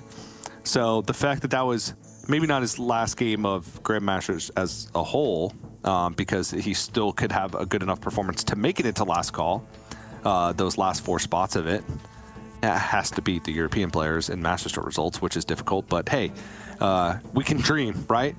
And yeah. So... it was just kind of nonchalantly came into playoffs and then played his very last America's Grandmasters match. So a very fitting hats off or hats on to Monsanto for the years of entertainment that he's given us within America's Grandmasters as a system. One of the things I will miss the most about America's. And I would like to add to that as well that he's been very welcoming to players as they got promoted into the system. People like Fled, you know, when he was getting a bit of grief, Monsanto's like, no, everyone calm down. That's great. And he's just sort of been I don't know, he's just run the whole thing as well and just been nice to everybody along the way. So yeah, great sportsmanship along the way too. So definitely going to miss Monsanto, and I do hope that he finds a way to keep appearing on our screens. I'm sure he will. Yep. He was a constant in this system. He'll be one in the next system as well. I have the utmost confidence. Heck of a Hearthstone player right there. And heck of a wardrobe to boot. But with that, we need to set up our last match of our Saturday here for playoffs. It is the decider match. Will be between Pun and Dmitry Kazov to see who's going to get that final spot in the semifinals tomorrow. We're going to have to go to a quick break, give Pun a chance to reset, get mentally prepared, and for me and Neil to reset and get mentally prepared. So don't go anywhere. Final match coming up here on our Saturday right after this.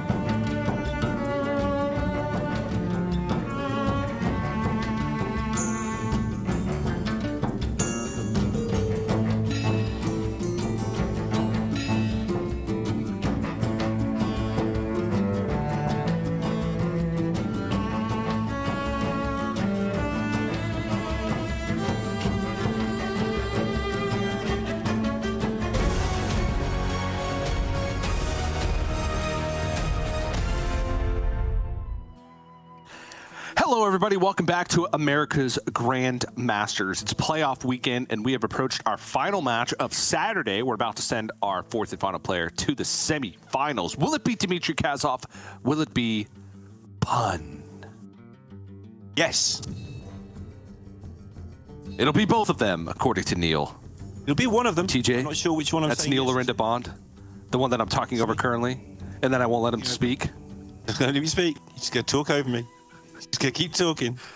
That's true. Whenever you're around TJ in a room, like whenever we met at LAN, you just can't get a word in. I know. Just never stops. I just talk nonstop. I actually, this is me being serious, which me saying that this is me being serious really doesn't mean anything. But like off camera, I don't really talk that much. I pick my spots. Like when we're at events. Why do you do that? I'm probably one of the quietest, unless Derek is also there.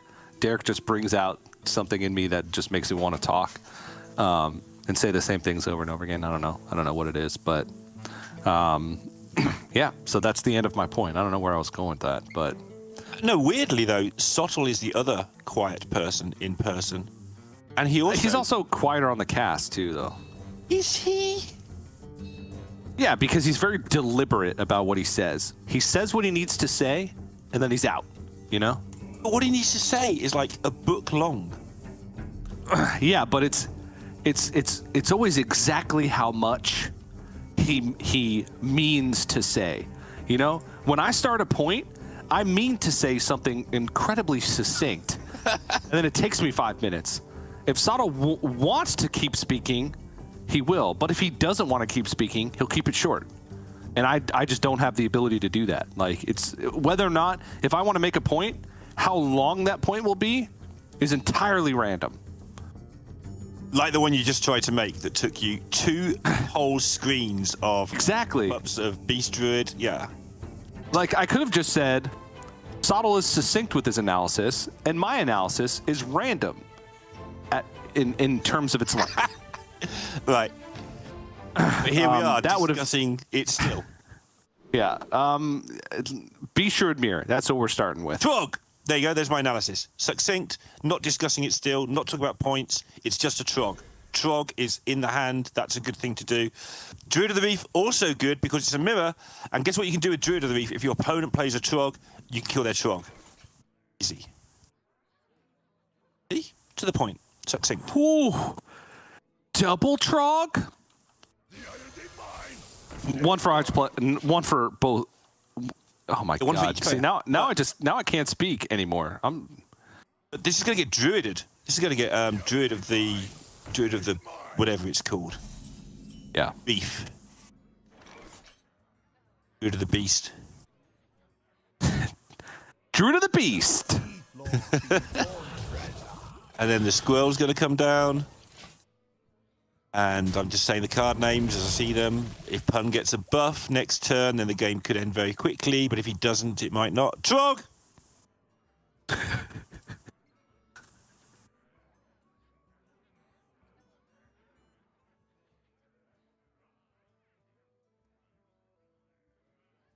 Dimitri looks like he hasn't quite recovered from the warrior incident earlier. Yeah, I know. That's how Pun looked at the beginning of the last series. Also, Yeah. like they're both victims of gamer RVG today. So in a way, they have a little bit of camaraderie going on. Like just a small nod. Yeah, when Pun went with the shaman, he looked so happy. It's like, yeah, look what I did. I won. This is weird because Dimitri kind of has to do the same thing, but he also has nothing to play next turn. But it's going to be down to what they draw on the next draw each, because it is. Because Dimitri's going to also... Because they both have a composting and arbor up, but really nothing to play it on. Yeah. Uh-huh. Oh no. Oh no. That'll do. Okay. That will do fine. I thought that was second composting for a second, but that's better. Now there's 2 Trog. Ooh. Just play these. It's not too bad. I think you do. Yeah, you play them both. Yeah. It's obviously not ideal, but it's better than nothing. And this is a big draw for Dimitri. It's another Kennels. My goodness, what sort of day are these two having? Well,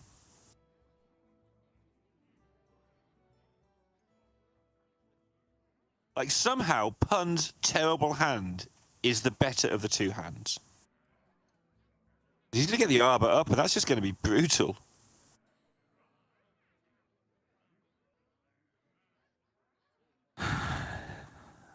I mean, I still think you kill one of these. Like, even though it draws him 2 cards, you just want to kind of keep the board in check, at least somehow, you know? If he doesn't have, obviously we can see the hands. If he doesn't have arbor up, you're making it more likely that he will. No, I guess this makes sense. No, this makes sense. It kind of does. You could also have traded one and then coined arbor up, give your opponent 4 trogs, but you could no, that's horrible. Okay. Yeah, 4 trogs. And Dimitri's just like, I can't catch a break today, man. And it's not just today, right? Like, he's been in these positions, like, kind of on the edge of tournaments. We saw him at that DreamHack Beyond as well. I think it was. Like, on the edge of doing really well in tournaments time and time again, and then through no fault of his own, especially in his play, we used to criticize his deck lineups just a little bit. He just gets in these nightmare positions.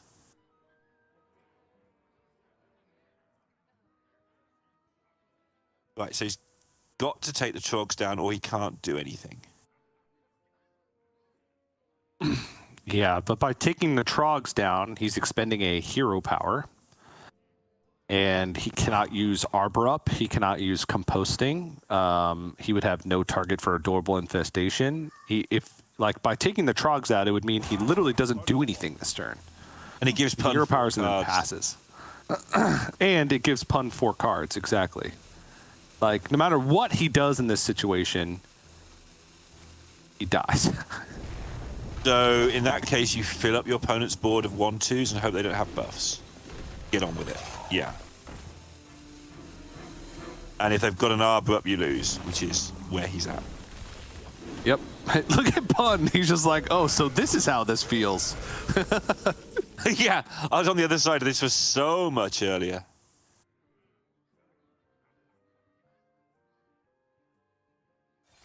That's it. You play that one. That's it. And it's 1-0. And Dmitry Kozov has played... He's watched 4 games of Hearthstone so far today. Yep. He's been trogged in every single game that he's played today on 1 or 2. Okay, no, and one of the ones Game RBG won, he didn't trog until 3, right? But only because he got so priested. It was later than 3. I saw on the replay in the end. I said 3, but it was later. He got so priested that there was no time for RBG to play the trog because that's how yeah. And the only thing that happened in this game of any note is Pun kept the Druid of the Reef to take down Dimitri's trog. Like, that was it. That's the only decision that was made, and it wasn't a very tough one. Okay. So yeah. I wonder if Dimitri wants to go back to the Warrior, or if he's a little bit scarred from the first series, if he's just going to try and get the Druid across. She's probably scarred on from this series, so Priest maybe? Give that a go. So we have Evolve Shaman left, which is still a big question mark, and Rally Priest. So Pun's going to go opposite of what he did in the first 2 series of the day and save the Evolve Shaman for last. Instead, going to go with Rally Priest. And it looks like Dmitry Kozov is going to go with Druid once again. Okay. The big one. This is quite a close one. Druid gets a trog. He's off to a good start. If it doesn't, it doesn't. That's some analysis I've got, isn't it, on this Druid? Yeah. I've really got this down pat. Who's Pat? He was the person who made the first Druid deck. Oh, okay. At Nagel. Actually, maybe even accurate. Yeah, I'm trying to be accurate. That's what I do. Yeah.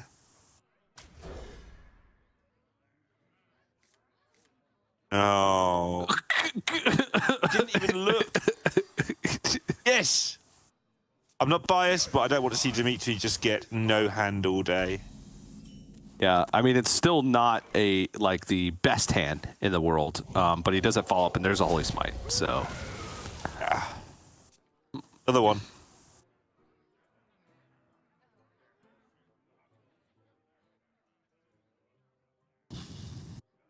Have to play it as a 3-2, don't you? Probably. Mana. Yeah. Yeah. Many mana is good. Oh my goodness.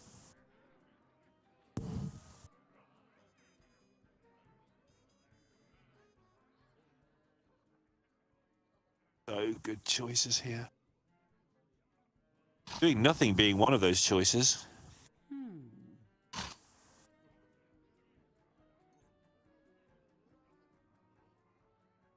If he coins palm reading, then he can't ever go off next turn.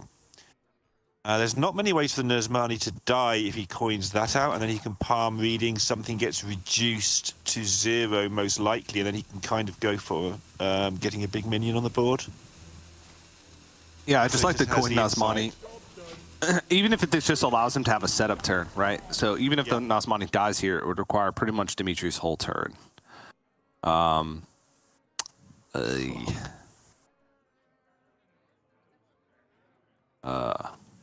And it just dominates the board. Yeah. No choice but to just play out the minions.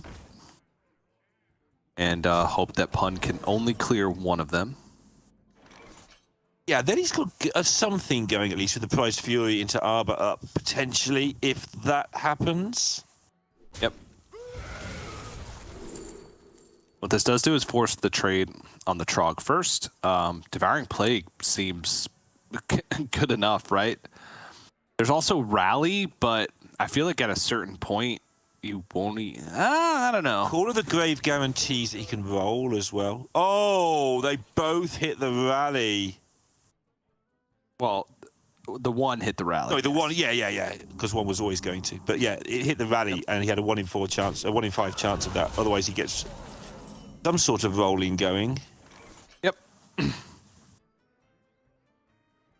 They both Okay. on one card. Insight. Can it hit a Sethic? Can I get a Sethic? It's Drekthar. I saw his face. Yep. It's like the battle of both players that haven't been able to catch a break today. Oh my goodness. Yeah. I want to see Dimitri's face here because this is like this is the highlight of his day. All right, no reaction.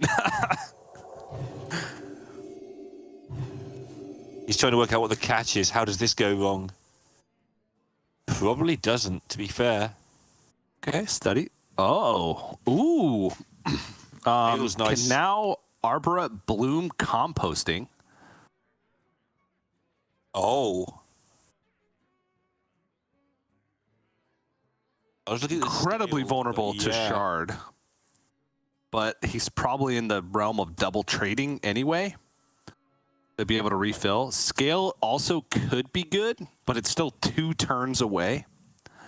And he probably wants to just get on the board right now. Yep. Is going to Get some bloom. cards. I like it. Yep. And he could trade off 1, so it's a little bit vulnerable to Shard of the Naru, but there would still be minions on the board. It's just his hand would be so much lighter. Moonlit Guidance, though, is incredible. Huge. Yeah. Raised I like dead. how- This will bring back the Drekthar, though, so this is good. And then he can start pulling minions out of the deck. That's the Like, one is- upside of hitting Drekthar. It's good and likely, or good chance, of being 1-1. and both players are like head in hands, distraught because of how unlucky they're being. But you're both being unlucky, so it's kind of cancelling. But it just doesn't feel that way. It feels like you're just, oh my goodness. Oh. Nice. Only needs 3 though, right here from this moonlit. Yeah, which is actually difficult with only 4 mana. Power of the it would Wild be does only, it? Only Power of the Wild, yeah. Power of the Wild, and that's it. Adorable Infestation would be 2 because he could play both.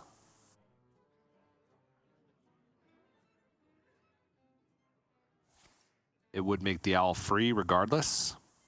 How cheap is Matriarch right now? Not that cheap. I like the Druid of the Reef. Get this stuff off the board. You like the Matriarch, and that's what he's gone with. I didn't say I liked the Matriarch. It still costs 5.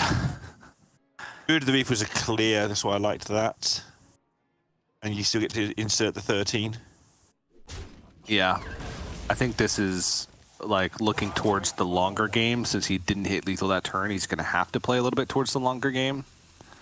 Can he get the Matriarch down this turn? It's possible. Nope. Oracle just a turn too late, or just a point too late. But yeah, next turn should be a fantastic one for Dimitri. This is a fantastic one for Pun, however. Really is.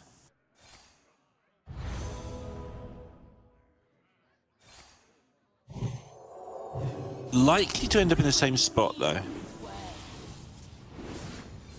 Renew? There's a long way to go. Power Fortitude not playable. None of these are really playable. And hits the renew, okay. But does he need to renew face? Yep, he feels like he does. Which he would need to just on board, actually, so yeah. Maybe just like Gift of the Naru, hope you hit the discount, and then you can gift and draw a card. More didn't hit the discount. Both hit the Sethic. And it's just going to play out the board. So what are we looking at? He needs... Oh, no, he's 1 dead. again? Oh, he's dead on board. Yeah, that's the hero power, yeah. He got there, and now both players feel hard done by. Don't point it there. I know, it's so... like, these are easier to watch when both players kind of get the short end of the stick, and then one squeaks it out in an already okay matchup, you know? So, Dimitri, first game win of the day. Hopefully that instills some confidence in him, so we get a nice back and forth series going on. Gets the Druid out there. They both get the Druid out of the way, so now it's down to Evolve Shaman and Rally Priest for Pun. And we have Shadow Priest and Charge Warrior for Dimitri. Whew, different decks, both players feeling utterly miserable. I feel like we've had that this weekend in Americas all the way across, is that... I know. Again, it's not the matchups, it's been the draws. I've just never seen a weekend like it, and hopefully that sorts itself out for these next 3 games and all of tomorrow. Again, it's not a meta thing. This is not happening in the other regions. This is not the matchups playing out in a boring manner. This is just literally, for some reason, everyone in Americas, in each match, somebody draws absolutely horribly. It's kind of not fun to watch in some ways, but if they both draw terribly, then it becomes fun because it's fair. No one's being picked on. All right, Dimitri the Shadow Priest. Grog, Cult Neophyte, Analysis, Succinct. Analysis! Also succinct. See, we got this down. But then what would we talk about? We'd have to talk about, I don't know, ships and boats and monsters and all the other things that we've gone through in our time together. In just this season. Yeah. That doesn't even include last season. I don't even know what happened last season. Oh my goodness. I don't even remember. We just blanked it out. Like it was that good that we didn't need to remember it in case we did it again. All right. Well, Dimitri has what you'd expect to be a good hand under normal circumstances. And Pun. Is it normal circumstance? No.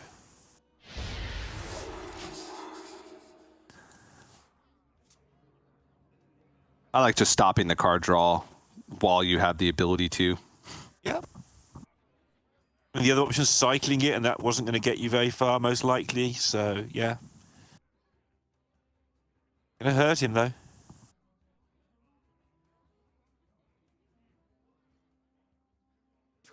I don't know about you, but it feels to me like both players have started to second-guess themselves a little bit on their plays as well. I feel like Dimitri's not usually the type to do that. I don't think Agree. Pun is either. But Agree entirely. when this type of day happens to you, he's like, Drekthar. He's like, the one time I want Drekthar, I can't get it. Yeah. Like, you practice hard since the decks were released on Wednesday. You practice and practice and practice. You know your win rates. You know what a good draw is. You know what a bad draw is. And you've both had things way off the scale in terms of bad draws.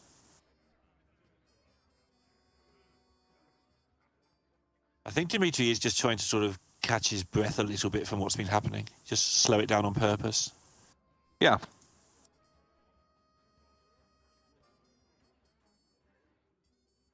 Come on, 2 more games of Hearthstone. You get to go to bed and just worry about it tomorrow.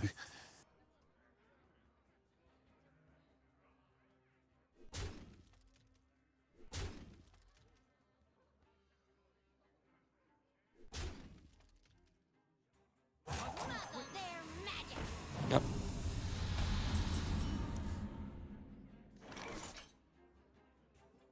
Ooh,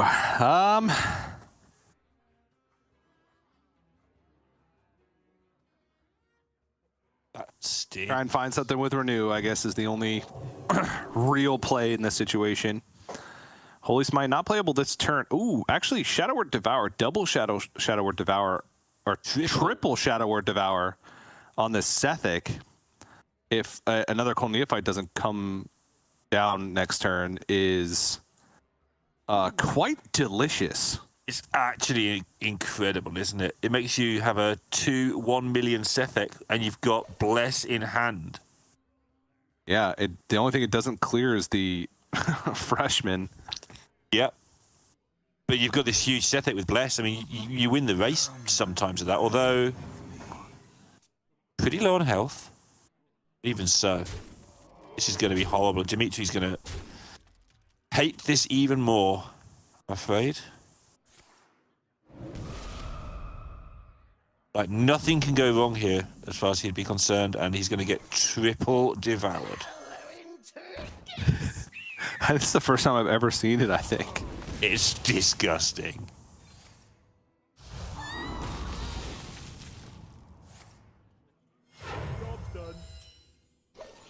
Yeah. He just has no reactions anymore. He's numb. Yep. Can he get something here? So if he plays the Raised Dead, manages to get that one back. Void touched, all right. And then you push 5, and then you could force him to heal and set up for Thrive into Void Shard, potentially? Yeah, yeah.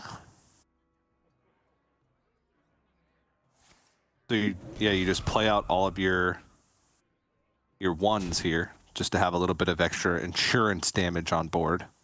He can't kill it.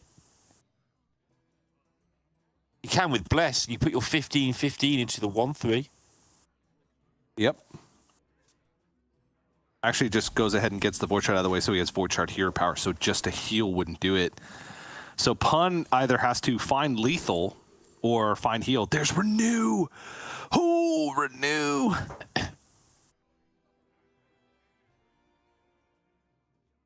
Renew is clutch. But then he... Yeah, 9's enough. Okay. Yeah, well, I doubt he's going to 9, because then he would leave Then he can't Bless. Void Touch Attendant up. Yeah, so he's just going to have to stay at 7. Gift of the Naru, though. That's really Lets him do good. that, plus kill the Void Touch and draw a card. Oh, Yeah. oh.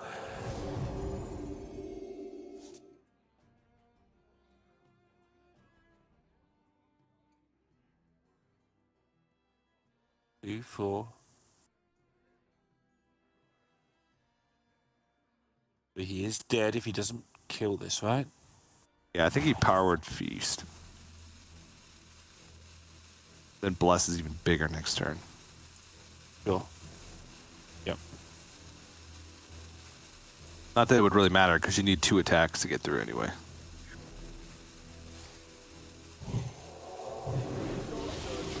Yeah, you might. I think this is accurate, though. Something might happen. The flash heal, by the way, just generated.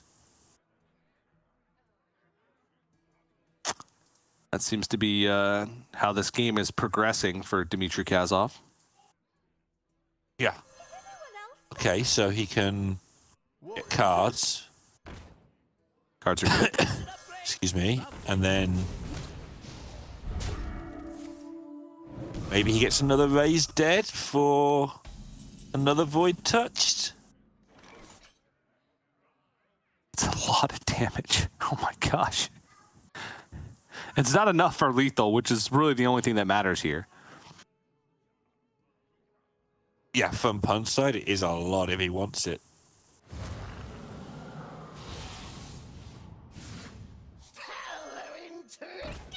The flash heal is going to be the killer, isn't it, here?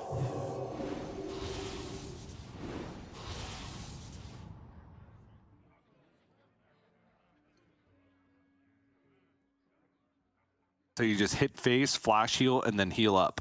Oh no, Shadow Word Devour is also insane. Oh my goodness. So Shadow Word Devour, flash heal your own face, and then hero power, and push 19.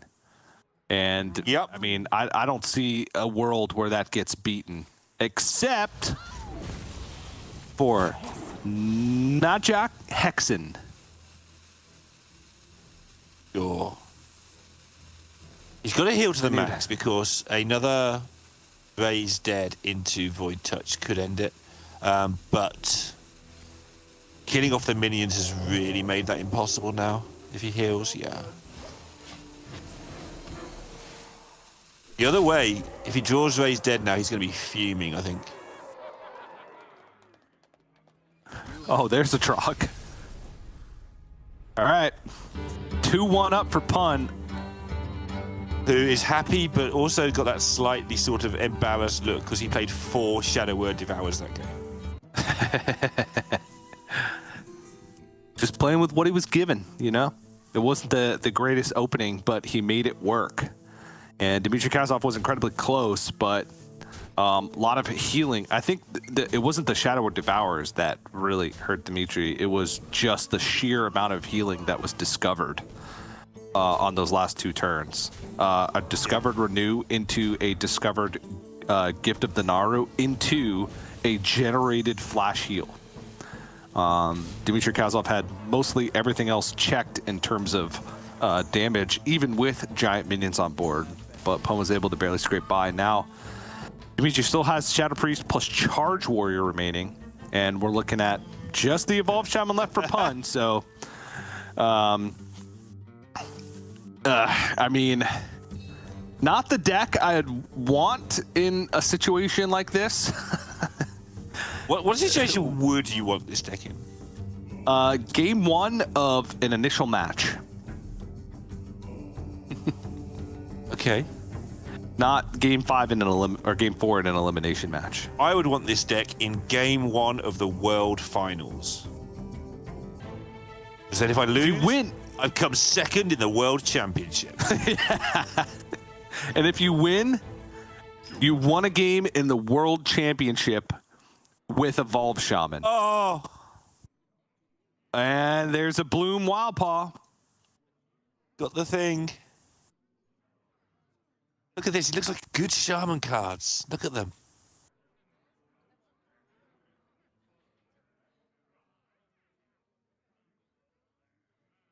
Only one thing can stop this. A Trog. There they are. The two of them. Who wins the race, though, if you just give the priest 7-1-2 trogs? I'm not even sure. Bloom, Wild Paw, and they hit you for 7 every turn. What is it?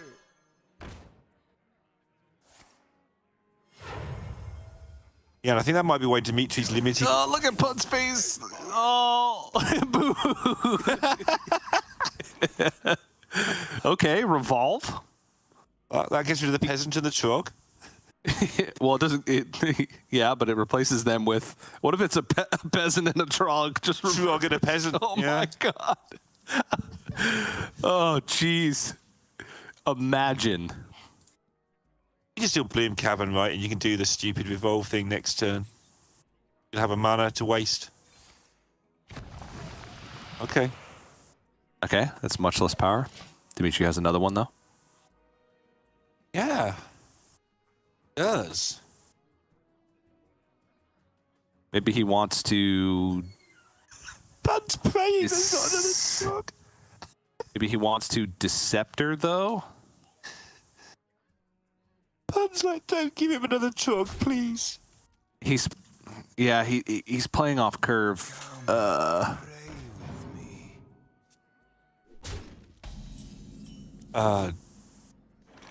Yeah, okay, sure.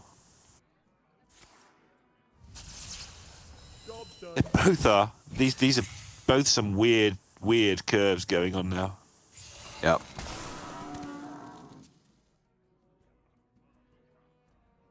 Okay, can Serena Bloodfeather and then Trog? Yep. Seems good to me. Very good. And Pun can currently do nothing apart from hero power. Yeah. And even though it's a value trade in the 2-3, I think I like trading the 2-1 better just because you get more recurring damage the next turn.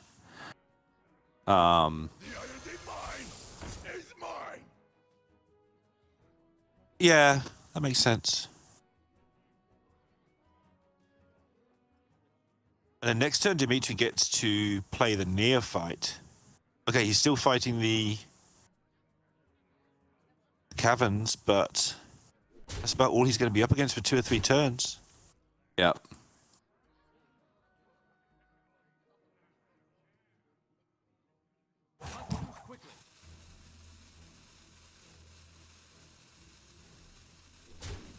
Yeah, I like it. He realizes that there's a bit of a clock here, so you'll pick off my thing. Yeah. No, I think that's very reasonable.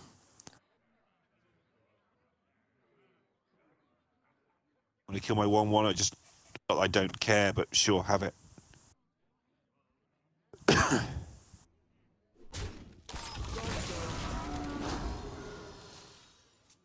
And did pick up the Drekthar last turn, so he does have something to do through the neophyte now. Ooh.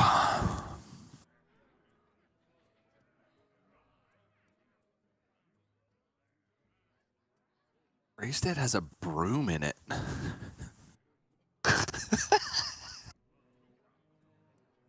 I mean, he must be counting how far it is to lethal now, because Pun's down to 22 already. 6, 7 here, that's 15. You expect the neophyte to slow something down, and then you're into the shard and the Mr. Smite. You probably just don't die in that time. Yeah. Muzzle their magic.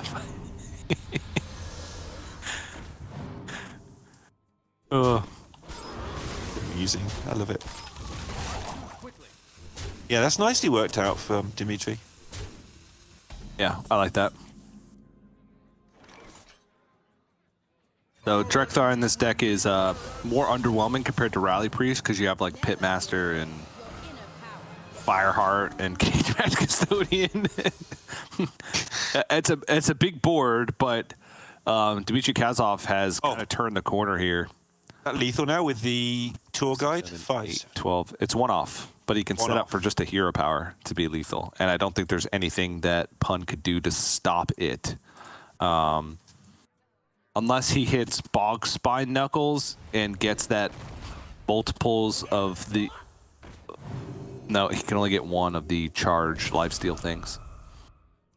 He could fully value trade off, and the totem would turn into it, though. With box by knuckles. Doesn't get the box by knuckles. knuckles, though. This needs to be one About heck of a tiny portal. Oh, tiny toys? Sure, yeah. There's not enough board space for tiny toys, though. And I don't think there's anything that would heal him. What to do? I don't know. Looks like there's not a way out. It's going to be the warrior versus the shaman. It was always going to be this, wasn't it?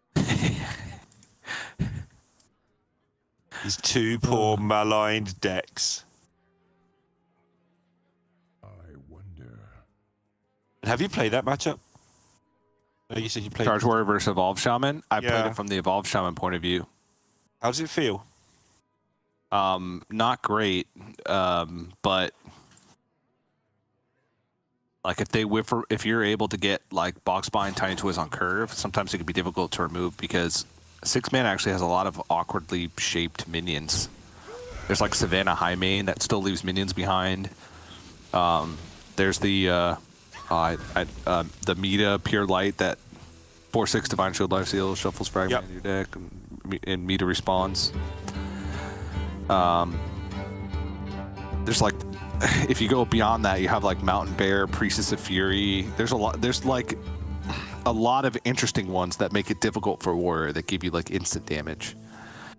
Control Warrior feels terrible because they almost always have enough removal to kill your entire board. You have to rely on Brew Khan at that point.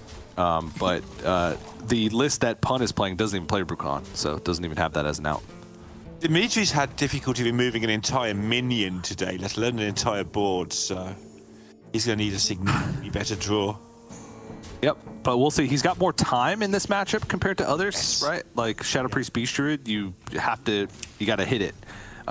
Whereas Evolved Shaman, the damage takes time to ramp up. Obviously, Bloom Caverns is tough, but like you can just take the damage and then Bladestorm it away, right? At a certain point. There's only one Bladestorm. You can Frozen Buckler, Shield Shatter it away as well. But that's it. It's going to come down to this one. It's going to be Dimitri or Pun moving on to the semifinals, joining Game RVG from Group B, and now it's going to come down to the decks that it feels like they can't win with. But somebody's got to win. They can't both lose. Unless they get so angry. No, it's okay. They just both get disqualified for throwing monitors around. But that's unlikely. They're both very sporting players, so we are going to get a game of Hearthstone, at least something very closely resembling it if they keep drawing like they've been drawing all day. Yep. Can't carry on, can it, TJ? We've got to have a good game right now. Thank you. Maybe. EJ just promised you a really good game. That's his promise sign. I just promised you a barn burner. Barn burner. And whether that means the actual match is going to be a barn burner or if Dimitri Kazlov and Pun will feel like they just want to burn down some barns after this is over. Both are Why correct. is that a good thing? Why is a barn burner a good thing? I never fully looked up what it means, but I'm guessing it's because barns are usually full of hay.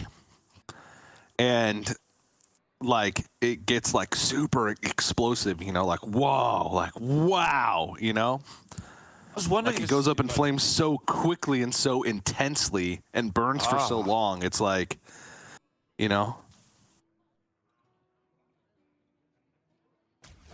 a good thing to look up, though. Barn burner origin. I'm doing it right now. The idea of someone who'd burn down his own barn to get rid of a rat infestation, well, that doesn't help at all. Infestation. All right. Well, That didn't help. it really didn't. Poor rats.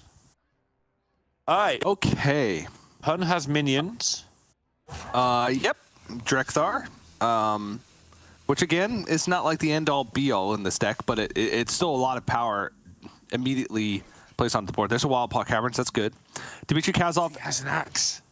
Yeah, and he held on to the Rush Drop Viper. He had the option to trade it on turn 1, try and make his hand better. Decided to hold on to it, knowing that the Box by Knuckles is such a huge part of the strategy for Evolve Shaman, which now the Cage Match Custodian is picked up, Pun will have access to. And Dmitry Kazov will nod, saying, I'm glad I kept this Rush Drop Viper. However, Dmitry Kazov does not nod. That's not something that's in his arsenal, so... I mean, it is, but he's not in a nodding mood, I don't think. Yep. But he has the axe. He has double cutting class. He's going to get some cards. He's going to be able to remove at least 1 or 2 minions this game.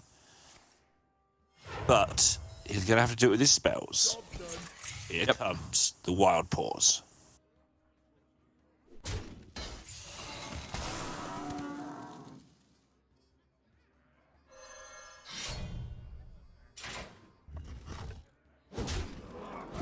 We're progressing roughly as expected for both players, I'd say, at this point, so...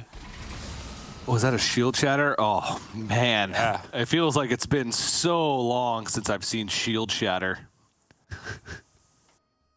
Plus Frozen Buckler. Plus Buckler, yeah, he's actually got the combo. The 2-card combo that kills this board.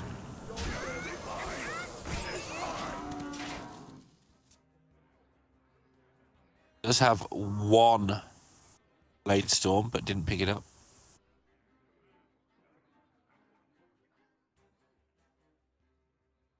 He's going to look for the Blade Storm first by the look of this. Oh, he doesn't need a Blade Storm. I'm going crazy. Nope. Could just Frozen Buckler shield shatter. Could also Brawl.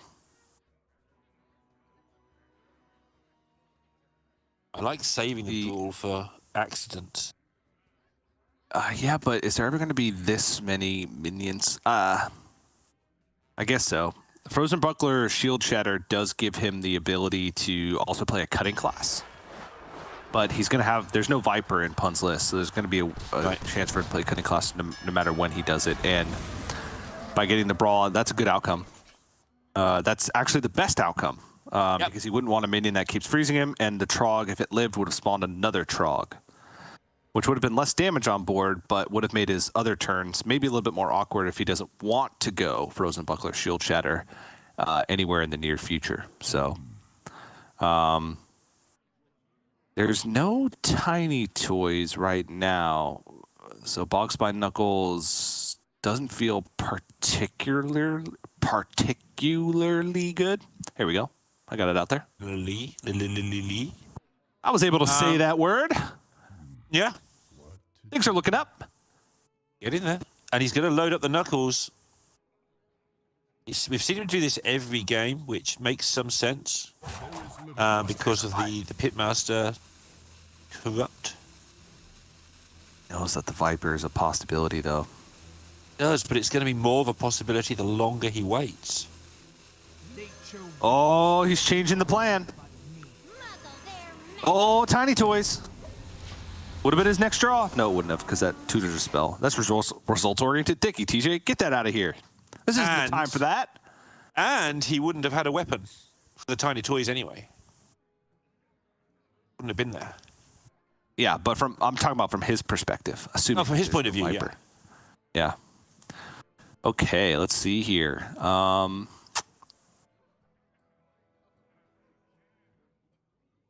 He's leaning forward for the first time in what feels like all day.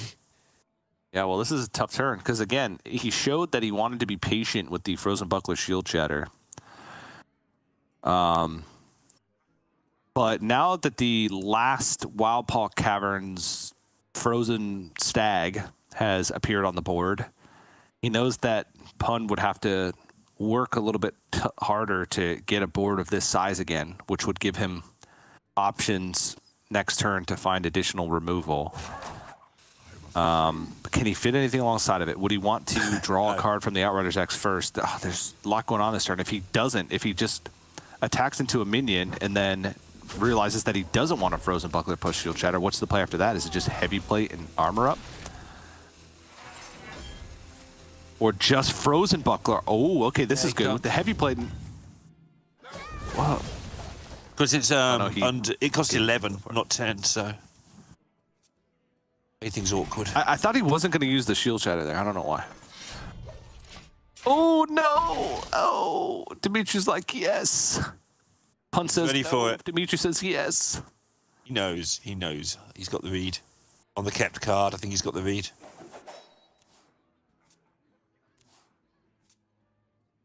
That's why he was hesitant last turn. And the play of Dimitri making sure he cleaned this up this turn sort of reinforces the fact there's a Viper hanging around. Yep.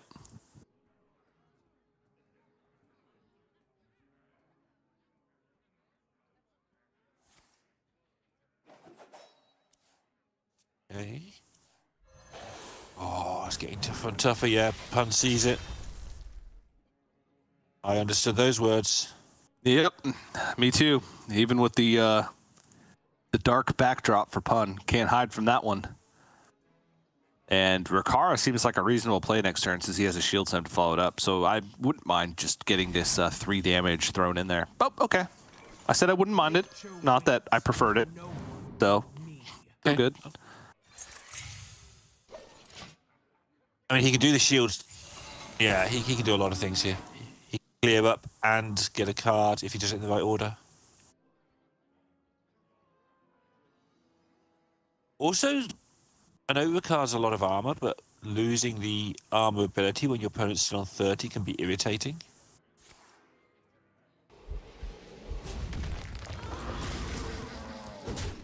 Surely he plays it, because there's nothing better. Yeah, here we go. Yep. Azeroth can stop me. Just so, one of the worst things with Charge Warrior is any other warrior, if you choose to stay on 10 cards and burn a card, probably doesn't matter. If you do it on this, you lose the game because there's so many combo pieces, you're bound to burn one. Well, against Evolved Shaman, you could just kind of hero power them for a while and they'll eventually die, you know? Like, not that big of a deal. Talon is it interesting? No, not really. Is there a clear though? Well, yeah, Lord Barabin hero power it. Yeah, that'll work. Corsair Cash does nothing. It's a dead draw. Has enough armor. Can trade this away. See what's up. Looks like Dimitri's just starting, getting to the good point now where he's almost got this done. To me. There's a world where he has to withstand one more wave of nonsense, but it'd be set by then.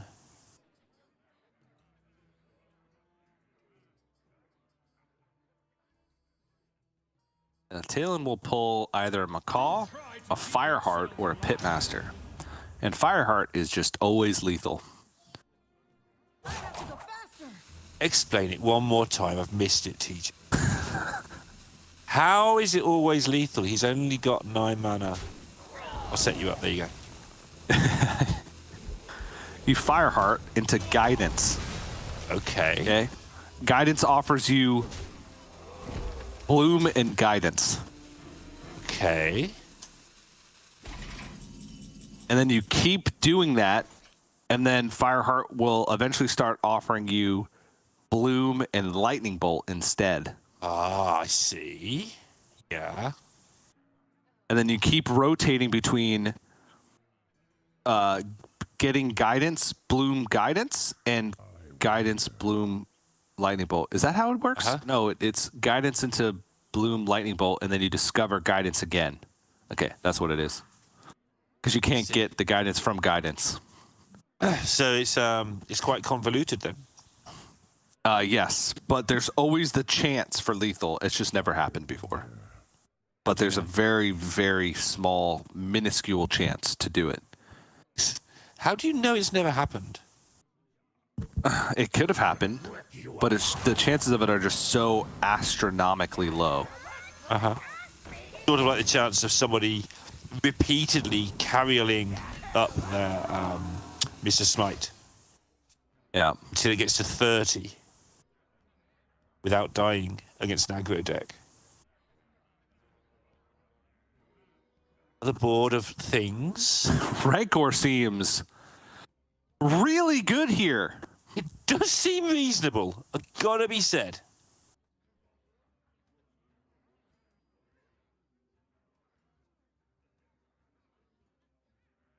Yep. Makes the executive decision. Gain 1 million armor. And gain a little bit more. And You we're shot looking that at... first. What? Wouldn't you have shot that first before Rankle? No, this gains more armor. That gained 2, this gains 4. Oh, yeah. Good point. All right, here we go. Right, guidance. Missed it already. Good effort. And the Bolner gave Tidal Wave. Bolner's not very good at choosing. no guidance again. Oh, dear. You frostbite your own minion here to block combo from happening for a turn? I don't know. I mean, how are you doing 53? 50? Box by Knuckles, Tiny Toys, and everything sticks. I don't know. Oh? Something along those lines. Yes, revolve. Okay.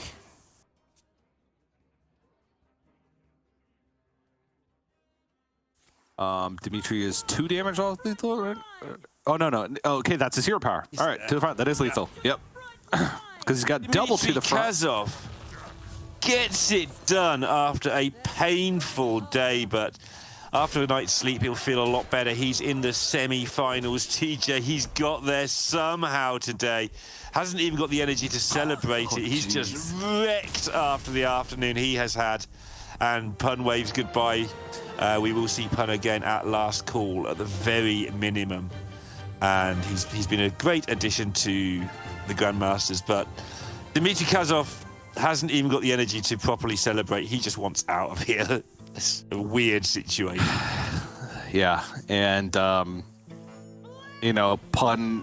got the short end of the stick quite a few times as well throughout the day. Both players seem to be fighting against their own draws a lot of the time. Obviously, that last game was reasonable draws for both players, right? Yes. Yeah. They weren't blistering starts. There was no Bloom, Wild Paw Cavern. But did have good stuff. It's just Dimitri had the answers, and that's just kind of how warrior, any type of control warrior works against any type of board that's 100% reliant on board-based game plan. So there it is. Gamer RBG and Dmitry Kazov are the 2 players that move on from Group B to the semifinals. On the other side, in Group A, we had Pascoa and Nalgidon. Got a good top 4 set up. A mixture of brand new Grandmasters. One, stone cold veteran Grandmaster, Nalgidon, and then one Grandmaster who's feels like he's been here for a while, Dmitry Kazov, but hasn't actually. Only a couple seasons now. So new enough. But one of those 4 players will be qualifying to the World Championship. And now Gidan must be terrified.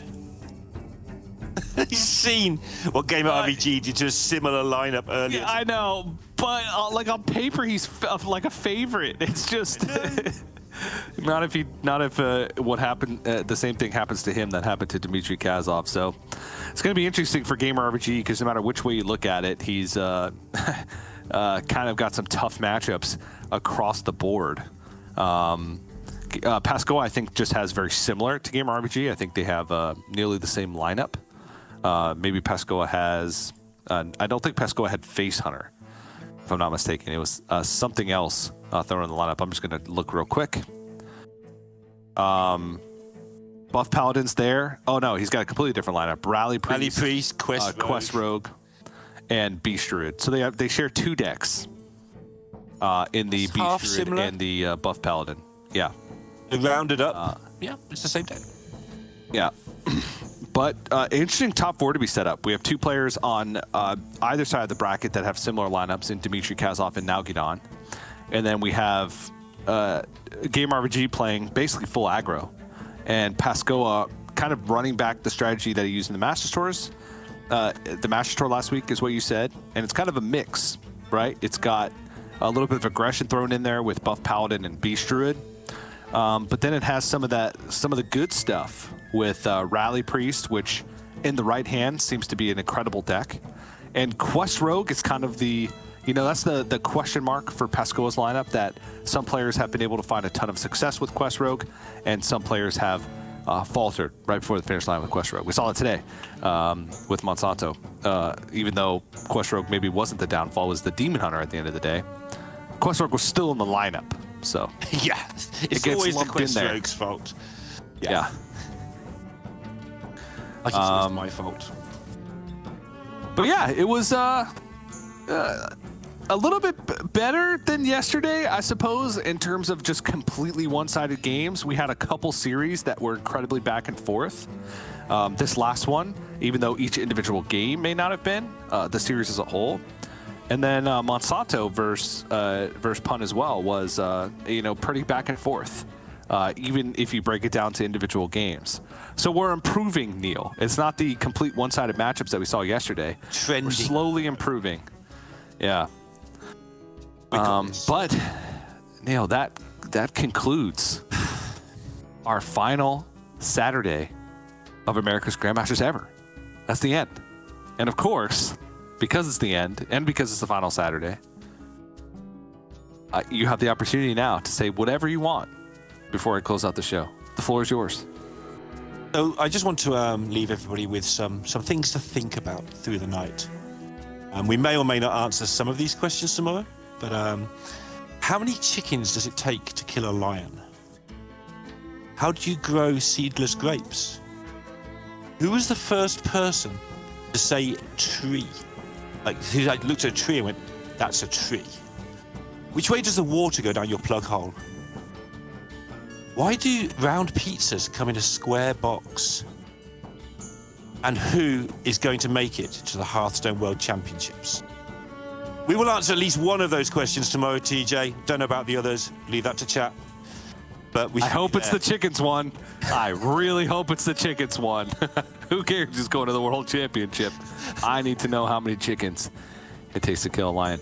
Well said, Neil. Well said, Neil. A lot to think about for me and for many out there tonight as we wind down and go to sleep. But again, that is going to do it for us today. We will return tomorrow, and it will be at the same time, normal schedule, which is, I know Daylight Savings Time is happening in some places in the world, but it's still going to be the same time, just it'll feel like a different time, right? It's going to be 3 p.m. Eastern or noon Pacific for the last day of America's Grandmasters, and we will send someone to the World Championship. So from myself, from Neil, and from the entire broadcast crew, thanks for watching, and we'll see you tomorrow for more Hearthstone action.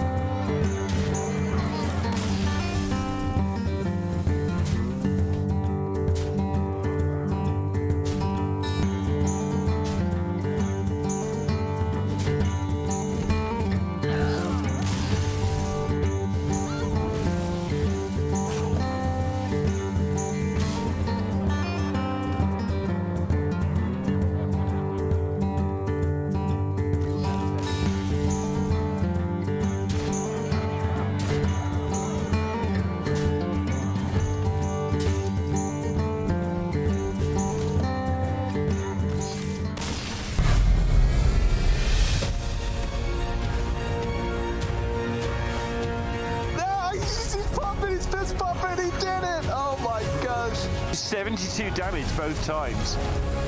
And both times he left damage on the board. Oh no! Why are his cards green? Right, but why are his cards green? He got there! Oh. Sick!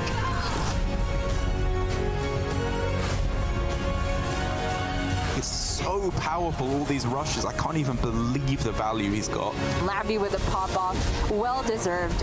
He stays in for another series.